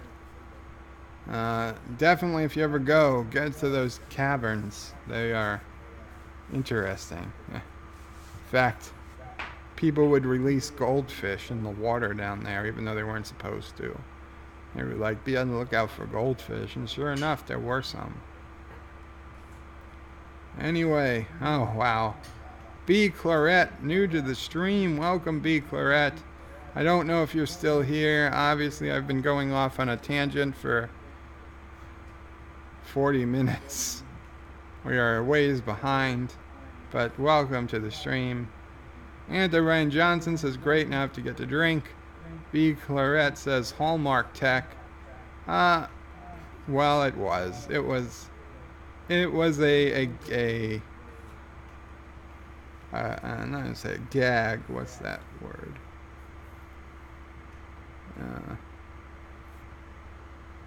It was that thing. I don't know, the thing, not a way to trick people, but no, not a prank. A way to hook people. Like businesses use it. Not an appetizer. We're not going on that again. It's not a Gab. Gab is the social network. For some reason, Gab has replaced this word in my head. Fad, not fad. Gimmick. It's a gimmick. It was a gimmick, yes. It was a gimmick for sure, but you know what? It got a hell of a lot of publicity. I got invited to speak at a national convention of what was it called? In fact, to this day, if you look up my name, my real name on Google, which you shouldn't do, but if you did, somewhere in that, besides the patent filings and the other things, you should find an article from the National Retailers Packaging Association or something, and they invited me to speak. They invited me to be guest speaker at their national convention one year, and I had to turn it down. Besides, not like the National Association of Retail Packaging convention didn't sound like a giant party, because, yeah, I'm sure it was, but I wasn't allowed to talk about it yet. In fact, they were kind of pissed off at me that I did an interview without telling anyone, and I gave away. They weren't secrets. I mean, but I said more than I should have. And what did I know? It was my first year working. I was my first time. It was their fault for putting all this responsibility on somebody who's never done it before. Nor did they even say, hey, if you got any questions, come to me. No, here it is. You take care of it. And I was perfectly capable of taking care of it. It got done. I mean, we got them out. We had 100,000 bottles made. Okay? And let me tell you, Qapla, I learned a lot from. Okay? Never again would I do it that way. But the electronics were coming from China. They were being assembled in Mexico. The glass bottles were coming from Germany. The corks that went in the top were coming from Portugal. They all had to meet in Barbados, where they were filled. Oh, and then we were having stickers printed somewhere, because those stickers stuck over the top, and I had the idea, hey, let's have them hand numbered. So we had to hire people in Barbados to hand number every single bottle. I had a 2.5-hour meeting with one of our attorneys over whose decision it was to hand number the bottles. I said, it was mine. He's like, how? It's like, what are you doing hand numbering the bottles? There was 2 attorneys at the company at the time. There was the attorney you went to when you wanted the yes answer, and there was the attorney you went to when you wanted the no answer. And because people did not believe in the project so much, only Mr. Frank did, I got sent to the attorney who likes to say no. And he was like, how could you get him to hand number the bottles if... Think of all the not litigation, I don't know. What's it called? The brain is bad these days. Terms I've not had to use in a long time. Legal term,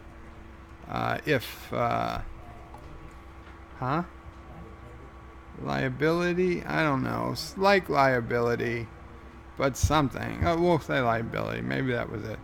Think of all the liability we'd have if we ever had to recall a bottle. Now that we've got them hand numbered, we'd be able to know exactly which numbers needed to be recalled, which to me sounded like the good thing, right? I mean, why would we recall the entire lot if we only had to recall, 15 bottles or something? But, yeah, so this is Qapla. And this is the problem with a camera that, okay, let me, temporarily you're going to see the back of the real back. The hospital bed and whatnot, because this is, yeah, here we go. So this is Qapla rum, and unfortunately this is a sealed bottle. This is bottle number 393 from batch AC2, which I believe is just the initials of somebody with the initials AC. The bottom here, I don't know if you can see it, but this is plastic. It's got a little button sensor right there, and there's the speaker over here, or somewhere. Yeah, right here is the speaker. And when you would put it down, that button would press up, and when you lifted the bottle, it would light up and play music. But of course, the batteries in this are long dead. And you know, there are 2 quad A batteries in the base of this bottle. Quad A are even thinner than AAA, but also hold 1.5 volts like a AAA or a AA or a C or D battery. They just hold less power to fit. For 50 cents more a bottle, we could have made the batteries replaceable, but no, I was overruled on that one, because if you could replace the batteries, the powers that be were afraid that the bars, then they were afraid of specifically about the bars, that the bars would buy one bottle, finish it, and then fill it up with a cheaper dark rum just to have the expensive and fancy bottle. And you know what? It was probably a legit complaint to have, a legit concern. But of course, that means that 17 years later, all these bottles are now dead. I do have the batteries and the technical know-how, technically, to replace the batteries, but it would take soldering and some tiny screwdrivers to get in there. At some point, I may do it. I may do it just to get the bottle going again. So let me put the special camera back on. There we go. So yeah, Qapla, really fun project. But DJ is going to stick with Bacardi. Night Breeze says to Anti-Traeger and DJ Odyssey, how do I make a screenshot in city skyline? Yeah, why are you asking them when I'm here? I hope somebody's told you by now, Night Breeze, but if they haven't, you literally just hit the print screen button. Assuming you're using it on a Windows computer. You hit the print screen button, and then that saves whatever's on the screen to your clipboard. So then if you go to your web browser, you can go to imager.com and go to new post and just hit Control V and paste the image into Imager, and then you can share it from there. Or if you've got an image editor like Photoshop or even Windows Paint, you should be able to go to either File, New from Clipboard, or Edit, Paste from Clipboard, and it would paste the image into your photo or image editor. So either way.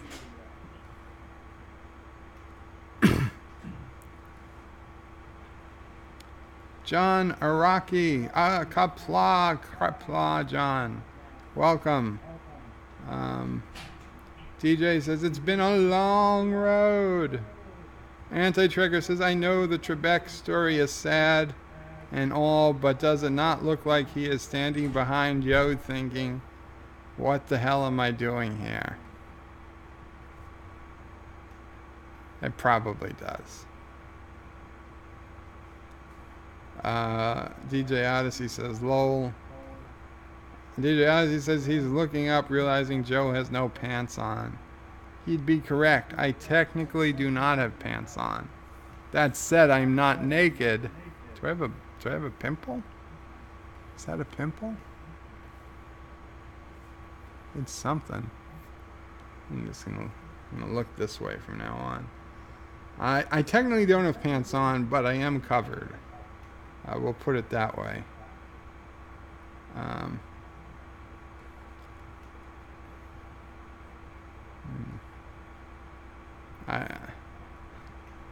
I think, oh, John, I think Alex is thinking, my pancreas. Uh-huh. TJ says, Joe just put his arm through Alex. Did I? Oh, I did. Look at that. I'm controlling his face, his head. And man, that guy just had brain surgery. And man. Anti-Trigger says, well, with the full pardon, DJ, he will not be able to press charges for the unlawful use of plushies. God damn it. Anti-Tracker, I told you, he's thinking about you right now. And in big letters. DJ Odyssey says, no, I have, nor would I. And DJ says, hell no. Anti-Tracker, I told you, DJ, you are so screwed. In more ways than one. No. He's not screwed by me. DJ says, no strap-ons. Now, if it was that cousin of Joe's, yeah, keep your mind out of the gutter, DJ. Anti-Trigger says, I see plushies. You was whispering into your ear, how does he not feel sorry for you? As he plushies you. Oh boy. DJ says, in truth, I could cure all them plushies of those weird thoughts with just the sight of me. See, Joe could only come up with two things. Lol. You can walk, but not for long, says Anti-Tracker. Joe, just remember, he also has a bunny suit. That is true. Hector says with a bunny suit, AT would smash the 10K subscribers. He's already done it, Hector.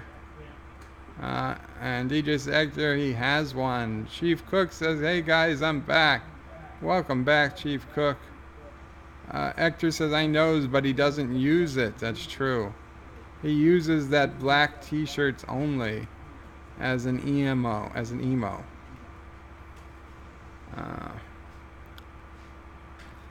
DJ Odyssey says, Joe wouldn't make a farm boy. Hell, if we've got to go in the fields or wherever.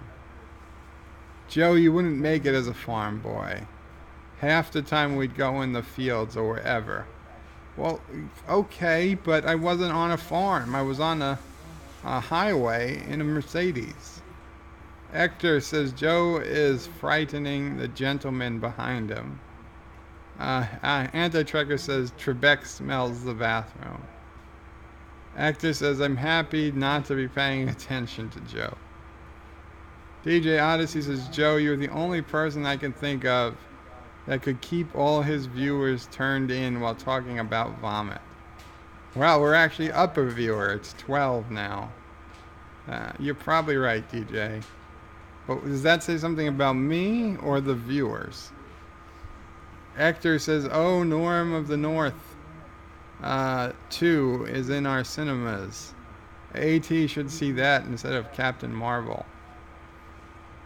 John says Anti-Tracker would have done a 4-part review, a live stream about the bathroom. It's funny because it's true. John says Bill is a douche. No, he's not a douche. I tell you though, one of my first month, I started working in September, so it was the end of December. I ordered an item on eBay to the office because they were good about that. They allowed you to have packages shipped to the office. Like if nobody was going to be home to receive your package, you could just have it shipped to the office. They didn't mind that. And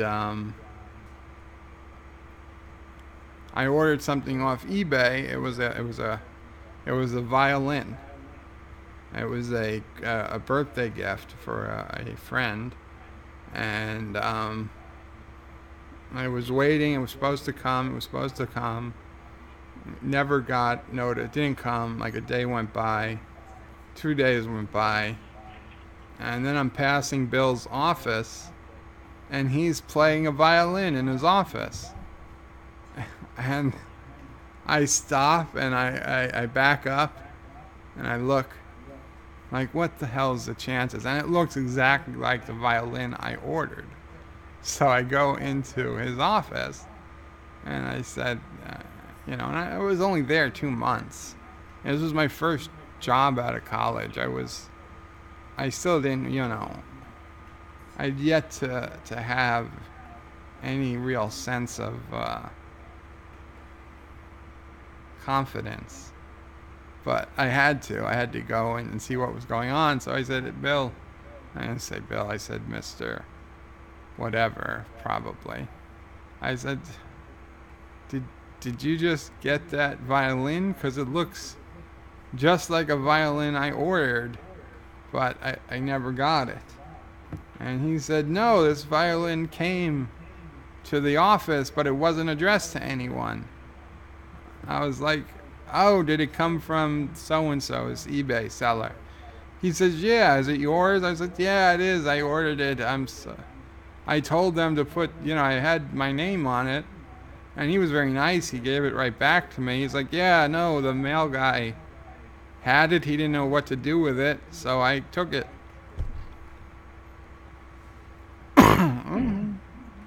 I guess, and he played the violin, so it kind of made sense. I kind of feel bad.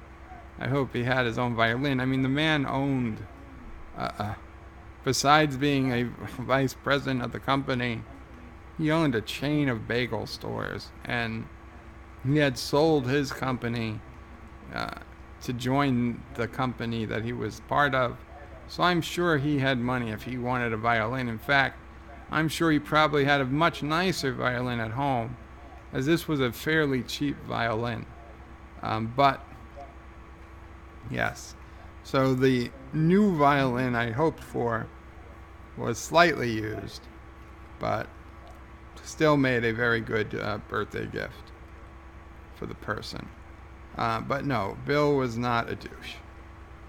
And DJ says, in those cases, just say no Canadian, lol. Hector says, what happens if a Jeep struck you? Then I die happy, Hector. Anti-Trekker says, if a Jeep ran over Joe, he'd be coming and going at the same time. Oh, boy. Hector says, that's why mothers always say, look both ways of the street, always, indeed. DJ says, now we know it was Joe driving the Jeep that delivered Laura in the dress.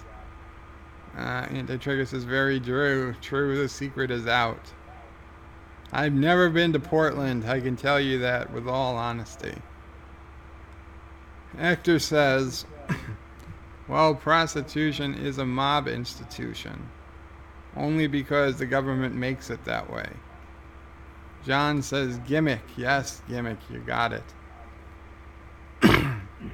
Hector says, I just Googled AT's name, and now I know he's an English actor, singer, and comedian. Who would have thought? And yes, and DJ brings up and a realtor. Exactly. Don't forget the realtor. Anti-Tracker says, all true. John says the electronics fell out of the back of a truck. DJ Odyssey says, but who the hell is Michael Crawford? Bird of Prey quote. John says, I see Michael Crawford as the alias for all my... I use Michael Crawford as the alias for all my crimes. That is a good alias, John. Captain Batman, welcome, Captain Batman. Michael Crawford is a real estate agent. That is a 100% true statement. Even Anti-Tracker cannot disagree. Hector says, someone called for the Caped Crusader. Well, he's always welcome here. Robert Knowles, we have Comic Gate, and everyone forgets Jeep Gate. For years, every other country got Jeep Wranglers, while Canada got Jeep TJs. The TJ is a Wrangler model. Did they call it the TJ? Because the Wrangler model was first. Okay, the Jeep CJ was the original Jeep that kind of looked like a Wrangler, and that was produced for a long, long time. And then they came out with the Jeep Wrangler, but the first code or 2-letter code of that, because the CJ was just the CJ, civilian Jeep. But then the code for the first of the new CJs or Wranglers, which were called Wranglers, were called YJs. And they had square headlights. And then they came out with the TJ, which was the Wrangler for a long time, back around 2000, certainly 2000 to 2004 or 3, and probably way before that. The first Jeep Rubicon was a TJ Wrangler, but they were called Wranglers, but their code was the TJ. So if you had TJs, you had Wranglers. Maybe they just didn't call them Wranglers, but they were Wranglers.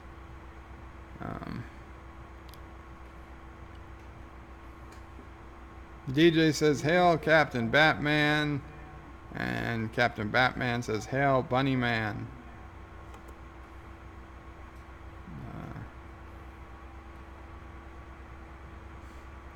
Anti-Trigger yells, "Hypno Turd."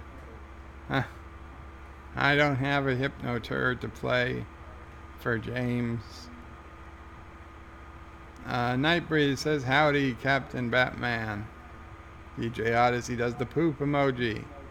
Lots of highs and hails. I'm not gonna have her call Mom. Thomas says, "Back for dinner. Any Bird of Prey quotes I've missed?" Anti-Shrekker says, "I read something better." And then he says, "Technically, I do not have pants on." Yeah, okay, that's a legit quote. Captain Batman says, "What is it, Mike?" DJ Odyssey says, "Thomas, how was dinner with AOC?" Well, it ended early, so make of that what you may. Thomas says, "It was with Trump, DJ." We have a new powerful ally. And DJ is saying, "Yay." He wants 500 Big Macs in exchange. That's double, says DJ. Doable. That's doable. Hector says, "Hey, AT, you have more than 10K? I missed the party." If anti-trackers jump to 10K subs, I think we've all missed the party. Thomas Potts says, "Good." Captain Batman says, "More than 10K? Backstory." I can't believe, I wish he has 10K, but I don't believe it. I saw it was 76 something this morning. John says, "The evidence of Bill's douchery is accumulating." Didn't even try to see whose violin it was. Never trust a man named Bill. Oh boy. John says, "Did he think he won the violin lottery?" I didn't even play this week. Which reminds me, I have to subscribe to the lottery. The Multi-Gunman, welcome Multi-Gunman. He says, "How's it going?" It's going good, Multi-Gunman. I've been reminiscing about my old job, trips to Barbados, vomiting in a hot, humid, putrid restroom. And also we've been talking about the sad news that Alex Trebek has pancreatic cancer.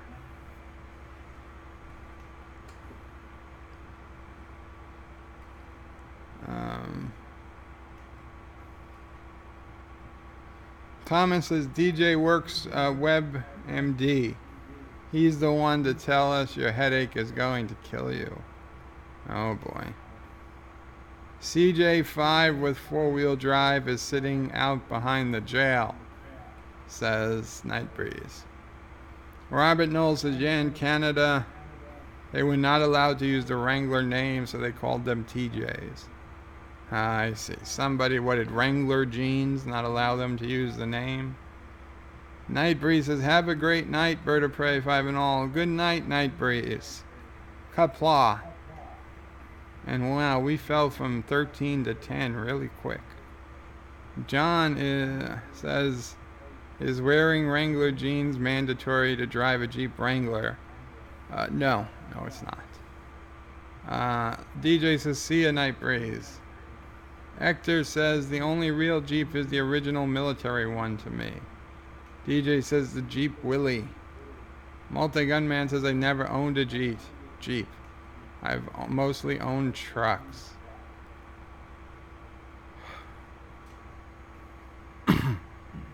Well, there's nothing wrong with a good truck, let me tell you. I don't mind trucks at all. I do think you should probably try and get a Jeep if you can at some point.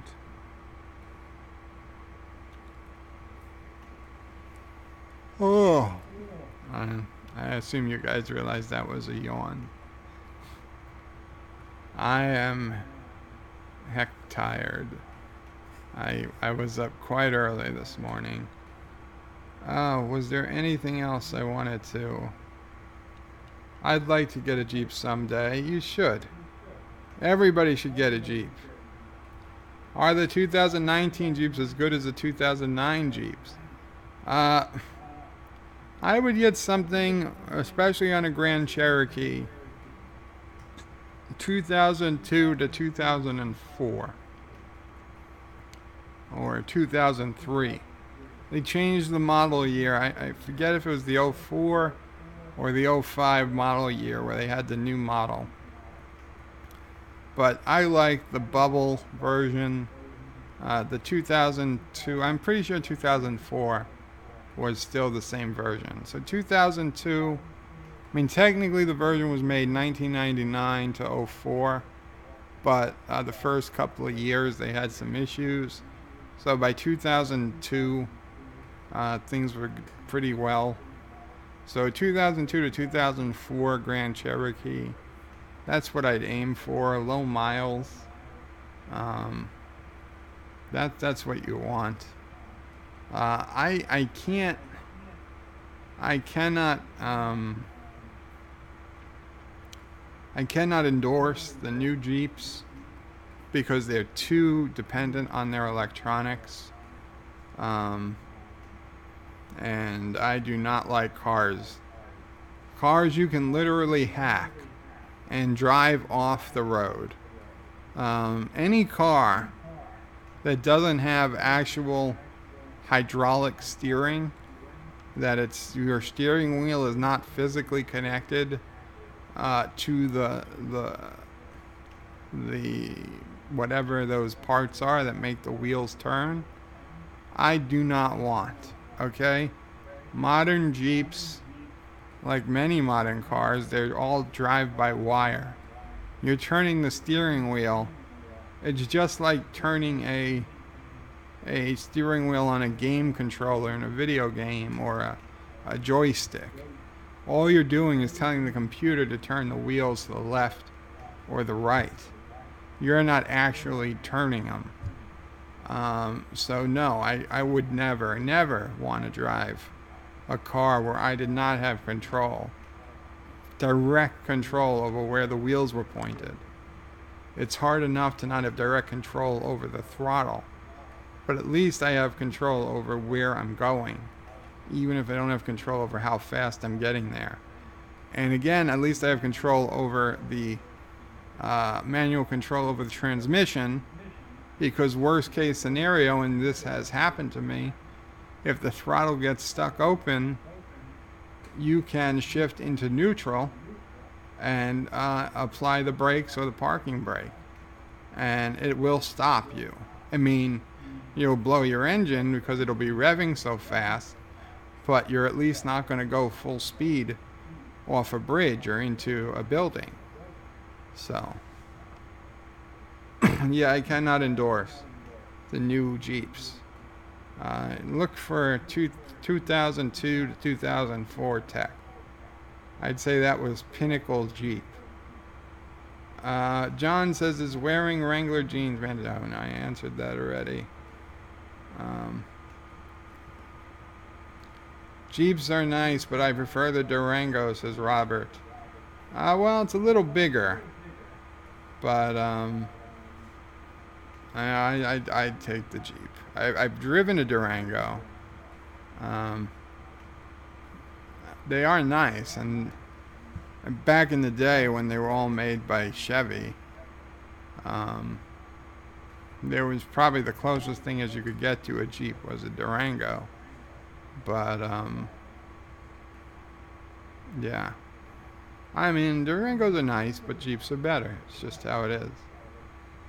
Just how it is. Let me check the browser. Let me see if there was anything else I wanted to touch on tonight. Well, we saw the Qapla story. Nation states. Anything change here? No. Okay. Karaoke. I'm not in the mood for the karaoke tonight, people, so I'm sorry. That'll be soon. Oh, yes. Geisha. Geisa. I had to look up that word this morning. I have no idea that this was this. And apparently, according to sources, it's actually more used as a slang for almost what I am told is more like a prostitute of some type, like an Asian prostitute. And that seemed more how the song meant it to be used. But yes, this is the official definition. Geiser. Geisha. Geisha.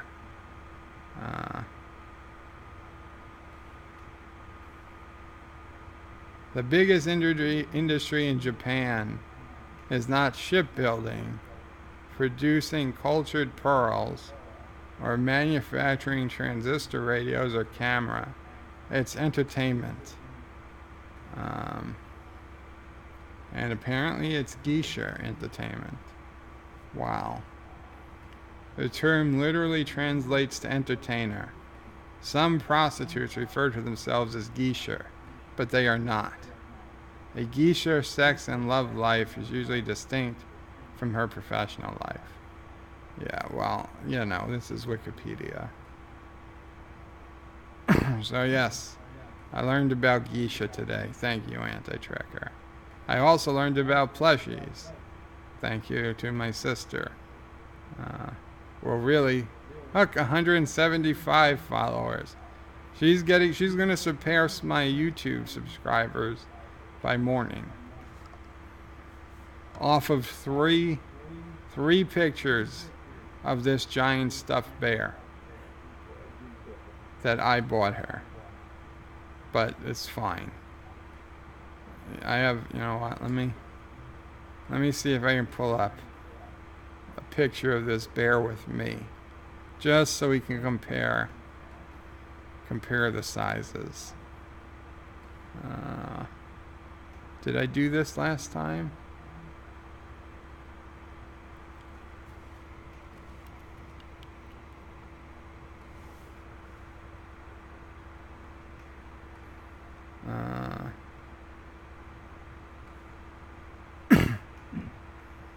Okay, well, this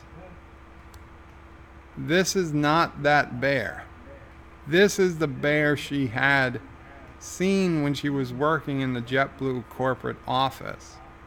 And they were giving this bear away. And she entered for a competition to win this particular bear.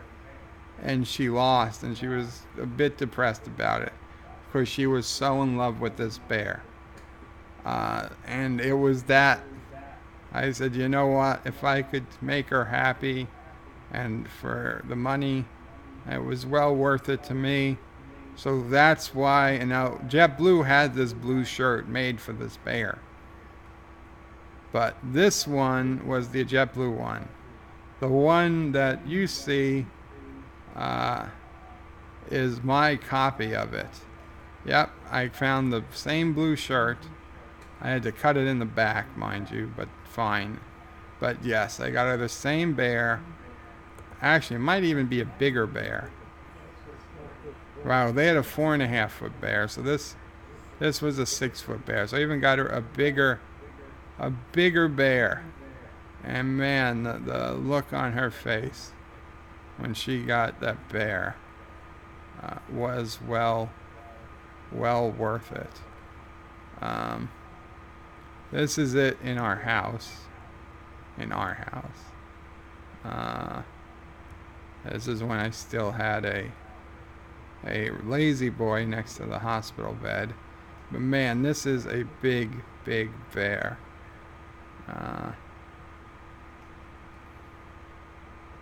Where's the pictures with all of us? Right, there we go. There's me with the bear. That was... Oh, when was this?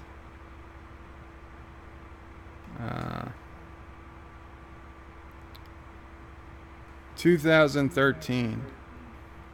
February 2013. Oh yeah, there's me with the bear. And there's further back, so you can get a little bit better view of just how massive this bear is.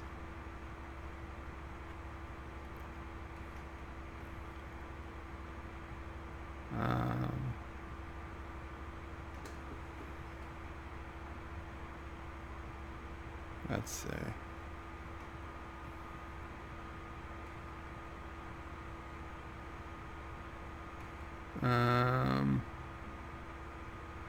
Is there anything else I can...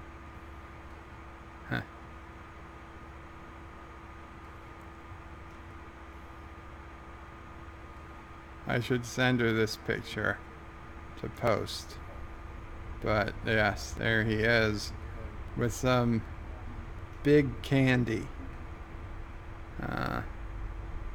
Yes. Mega candies. I don't know why we had them, I forget, but we sure did. Now, here's another one with me. So hard to even hold the goddamn thing. Just look at how big it is. Absurdly big. Absurdly big.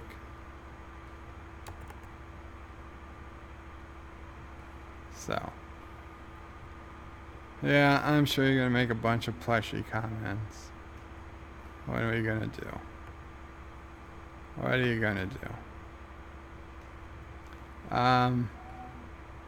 Okay, the article about Alex Trebek, very sad.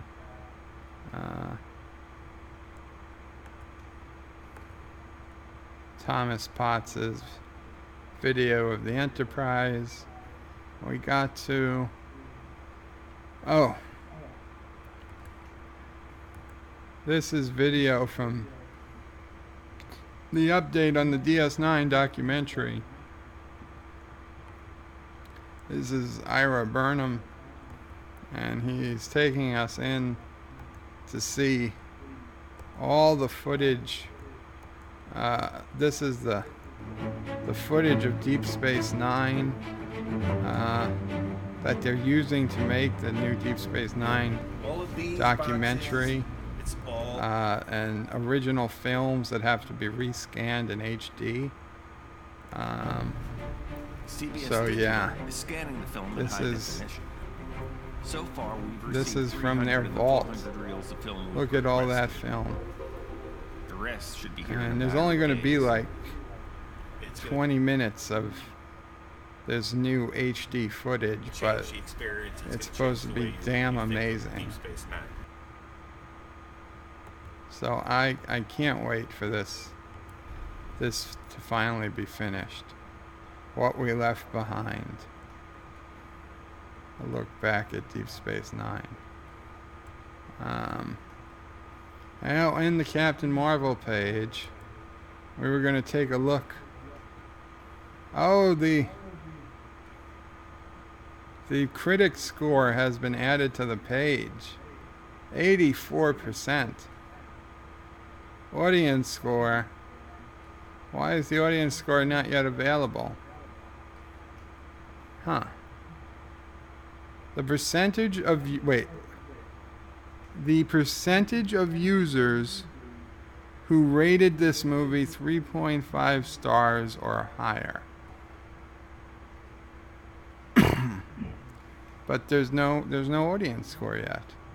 I honestly don't know. Maybe Rotten Tomatoes, it's normal that the audience score doesn't come out until a day or two later. But I'm not sure. But we're going to look at the dissenter comments.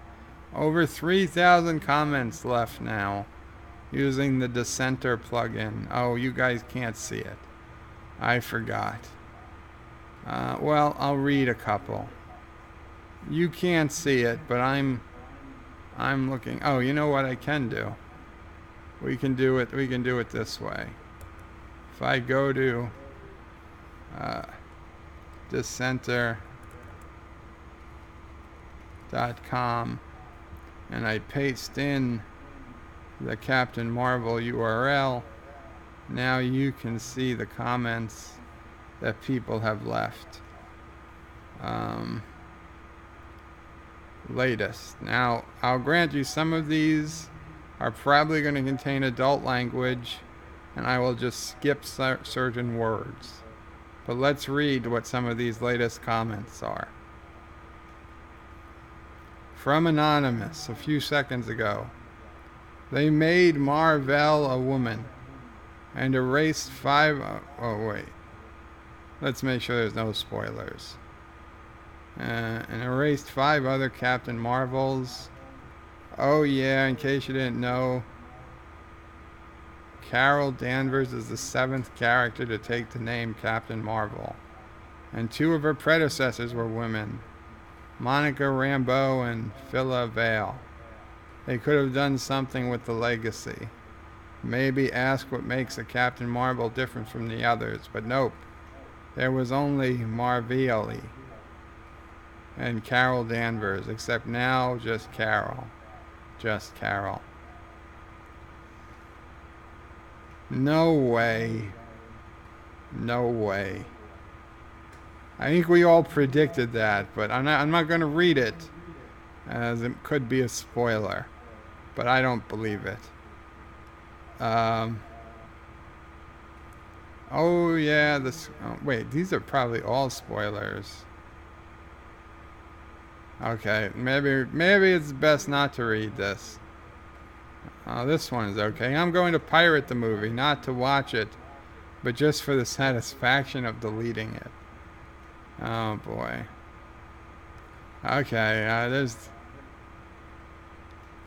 definitely spoilers on this page. So you know what? I'm gonna exit out. As much as it's interesting as it would be, and if you people want spoilers, you can certainly sign up for Dissenter and check out those comments, because it seems to be a ton of spoilers being posted on that page. But I will not ruin it for Anti-Tracker and the rest of you people who are going to see the movie. I mean, nobody's going to care about poor old Bird of Prey who can't get to the movie theater. I asked guys to just, live stream it to me while you're in the movie theater. Nobody agrees. No, I should bring the webcam back. Nobody agrees to live stream it to me. Robert Knowles says, I have 4 kids. I prefer the Durango because it seats 7 and still has 4x4 and can pull a boat. Yeah, that is a severe problem of the Jeep Grand Cherokee. It cannot sit 7. It can't even sit 4 with 2 adults in the front seats. There is so little legroom in the back. It's honestly almost useless. Anti-Tracker says, look, a picture of Joe and DJ. Thomas says Lowell. Multi-Gunman says Lowell. Thomas says, or is that the A word? But he doesn't say the A word. He says her name. John says, I wonder if Farrell will do another skit. You know what? I sure as hell hope he does. I hope he does. I hope it's a good one, too, because I've stopped watching Saturday Night Live because of the politics. I used to watch it regularly, but for 2 years now, I stopped watching. If I hear something particularly good, I will watch it through YouTube or some other online means. But I haven't even heard of anything being good enough to even warrant doing that, except one, and it wasn't worth it after I looked at it. So I don't know. But if Will Ferrell was hosting again, or even was just doing a Celebrity Jeopardy, I'd totally watch that episode. Will Ferrell, Celebrity Jeopardy, some of the funniest Saturday Night Live and just television around. And I didn't even like Will Ferrell except for Celebrity Jeopardy. I really didn't like Will Ferrell until Anchorman, because Ron Burgundy does seem a lot like how he plays Alex Trebek in Celebrity Jeopardy. And I gotta say, the Black Jeopardy they play now on Saturday Night Live does not hold a candle to Celebrity Jeopardy. Turd Ferguson. It's funny. No, it's not. And Sean Connery. That's what your mother said, Trebek. I did a mean Sean Connery. Whoever it was pretending to be Sean Connery, I was pretending to be them. It's not what your mother said last night, Trebek. What are the other lines? Suck it, Trebek. No, he wrote that. Bird, what is the last movie you saw in theaters? John, it was quite the appropriate movie. I'll tell you what the last movie I saw in theaters was. The Simpsons movie.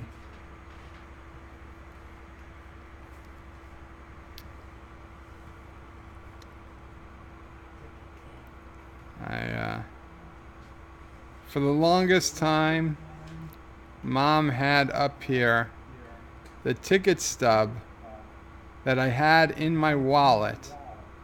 Because you understand, nobody touched my wallet for the year I was pretty much out of it. And then for years after, I never even went through it. For the longest time, the ticket stub was up here. For the last movie I saw, it was in my wallet. But I guess it's not accessible. But it's okay. Let's see if you guys can guess. I went into the hospital May 9th, 2009. Okay? I went into the hospital May 9th, 2009. And it is very, very important, that date. So let's see if anybody has it figured out yet before I bring it up.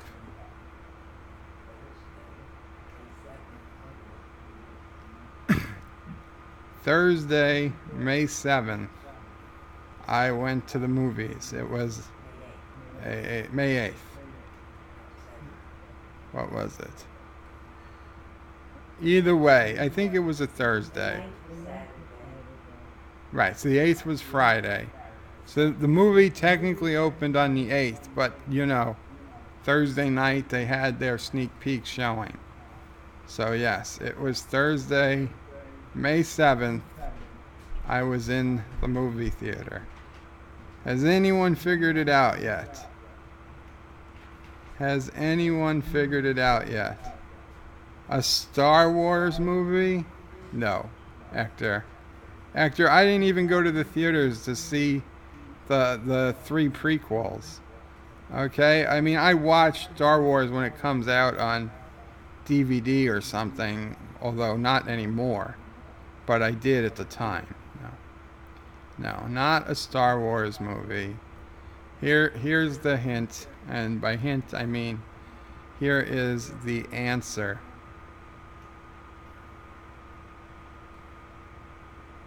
Star Trek 2009. Official release date May 8th, 2009. I saw it Thursday night. 48 hours later, I was in the hospital. You know what? I never thought about this, but maybe J.J. Abrams is responsible for driving me into the hospital. If somebody can go back in time and stop the Star Trek movie, stop the JJ verse from coming out, maybe I'd still be walking today. No, it wasn't Avatar. I didn't go even see Avatar in the movies. I knew at the time. I was like, bullshit, that's a POS movie. I saw it when it came out on DVD, Avatar. Yes, Hector, you were right. Star Trek 2009. Multi-Gunman got it with the second guess. Oh, Multi-Gunman actually got it first. Was it the first J.J. Abrams Star Trek? Yes. Yes. Or you both won in my book. And John says Star Trek almost killed you. You can have the win, see if I care, says Hector. Not in my screen, says Hector. Let's see. 2007, The Simpsons movie. May, a Star Wars movie. Was it Avatar? And then on my screen, the Multi-Gunman says the first J.J. Abrams Star Trek. And then at the same minute, 8:58 p.m. my time, Hector says Star Trek 2009. So these were probably posted just seconds away. And technically on my screen, Multi-Gunman did get it first, even though I read Hector's comment first. But we'll call it a tie. And now Hector refreshed and concedes Multi was first. So, very close one. So yeah, I didn't even realize that until you guys asked. I didn't even realize just how close I was. I saw Star Trek 2009, and I'll tell you what, you know what the first movie I watched on DVD in the hospital was, that I was feeling good enough to watch a movie? It was Star Trek 2009.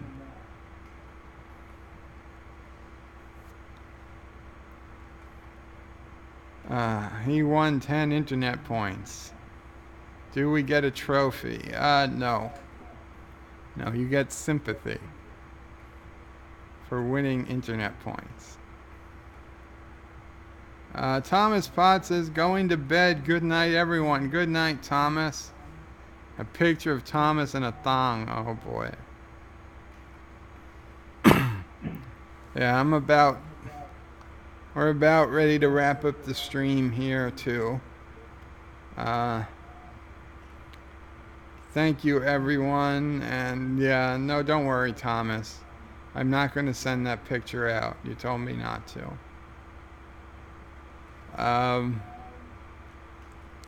Thank you guys all for coming, for hanging out. I appreciate it. Let's see. Today is Wednesday. Tomorrow is Thursday. I've got to work on my taxes, but at some point tomorrow, I will stream. I will probably do City Skylines. Oh yeah, guys.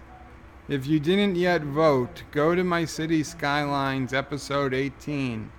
The video I uploaded directly before this. And I need you guys to vote on whether I continue doing, because I saved the city during the last game. I saved it. We're at 130 something thousand population. I saved the game, and then I started to experiment with democratic socialism by raising taxes, and when people complained and we started losing revenue, I raised it some more.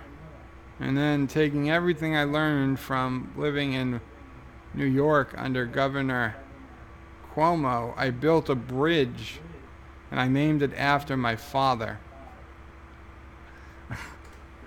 And then I forced electric cars on everyone as part of the Green New Deal. Anyway, population was down to like 109 or 110,000. It went back up to around 113,000, I think. But demand for everything, taxes are way up because we need the money. And clearly the way to get more money is to raise taxes. And yeah, so I just need you to vote, because at last I checked, the vote was tied. And this is a binding vote on whether the next episode, whether I continue with the socialism or I go back and just forget the socialism and continue the map from before I started down that path. So definitely please go vote. It is binding. The winner of the vote will be the episode, will be the direction I take the show, the series in the next episode. And it is the pinned comment in the City Skyline, City on the Edge of Forever, episode 18 video. Check the pinned comment and vote by replying to that comment with either 1 or 2, depending which decision you want. And that will decide how the game goes. And I think I'll probably end every episode with a vote from now on. We'll vote on something like putting down a school or creating a new park, something the community can vote on, like have some feel of democracy, even though it's not a democracy. I'd rather the people feel like it's a democracy, so but it's all rigged in the end. Just remember that. Oh, that's right. Thursday is Star Trek Discovery and the Orville. Well, I guess I'll be streaming earlier than later then. Yeah, I guess it'll be an early stream rather than a later stream. Not morning early, but like 4 p.m. early. Something like that. Hector says, bye guys, see ya, Qapla. The Multi-Gun Man says, thank you. Robert Noel says, have a great one. And STD tomorrow, the Orville says, Multi-Gun Man. Hector says, what happened to Call of Duty World War II? You know, I still have it here. I've got to play it. Maybe in the morning. I'll see how I feel. I just don't have the time. I don't have the time to play all these games. I've got so much stuff to do. Plus, I want to... Oh, I got the thing. I want to make a video tomorrow. You know, I'm just not going to have time to play Call of Duty tomorrow.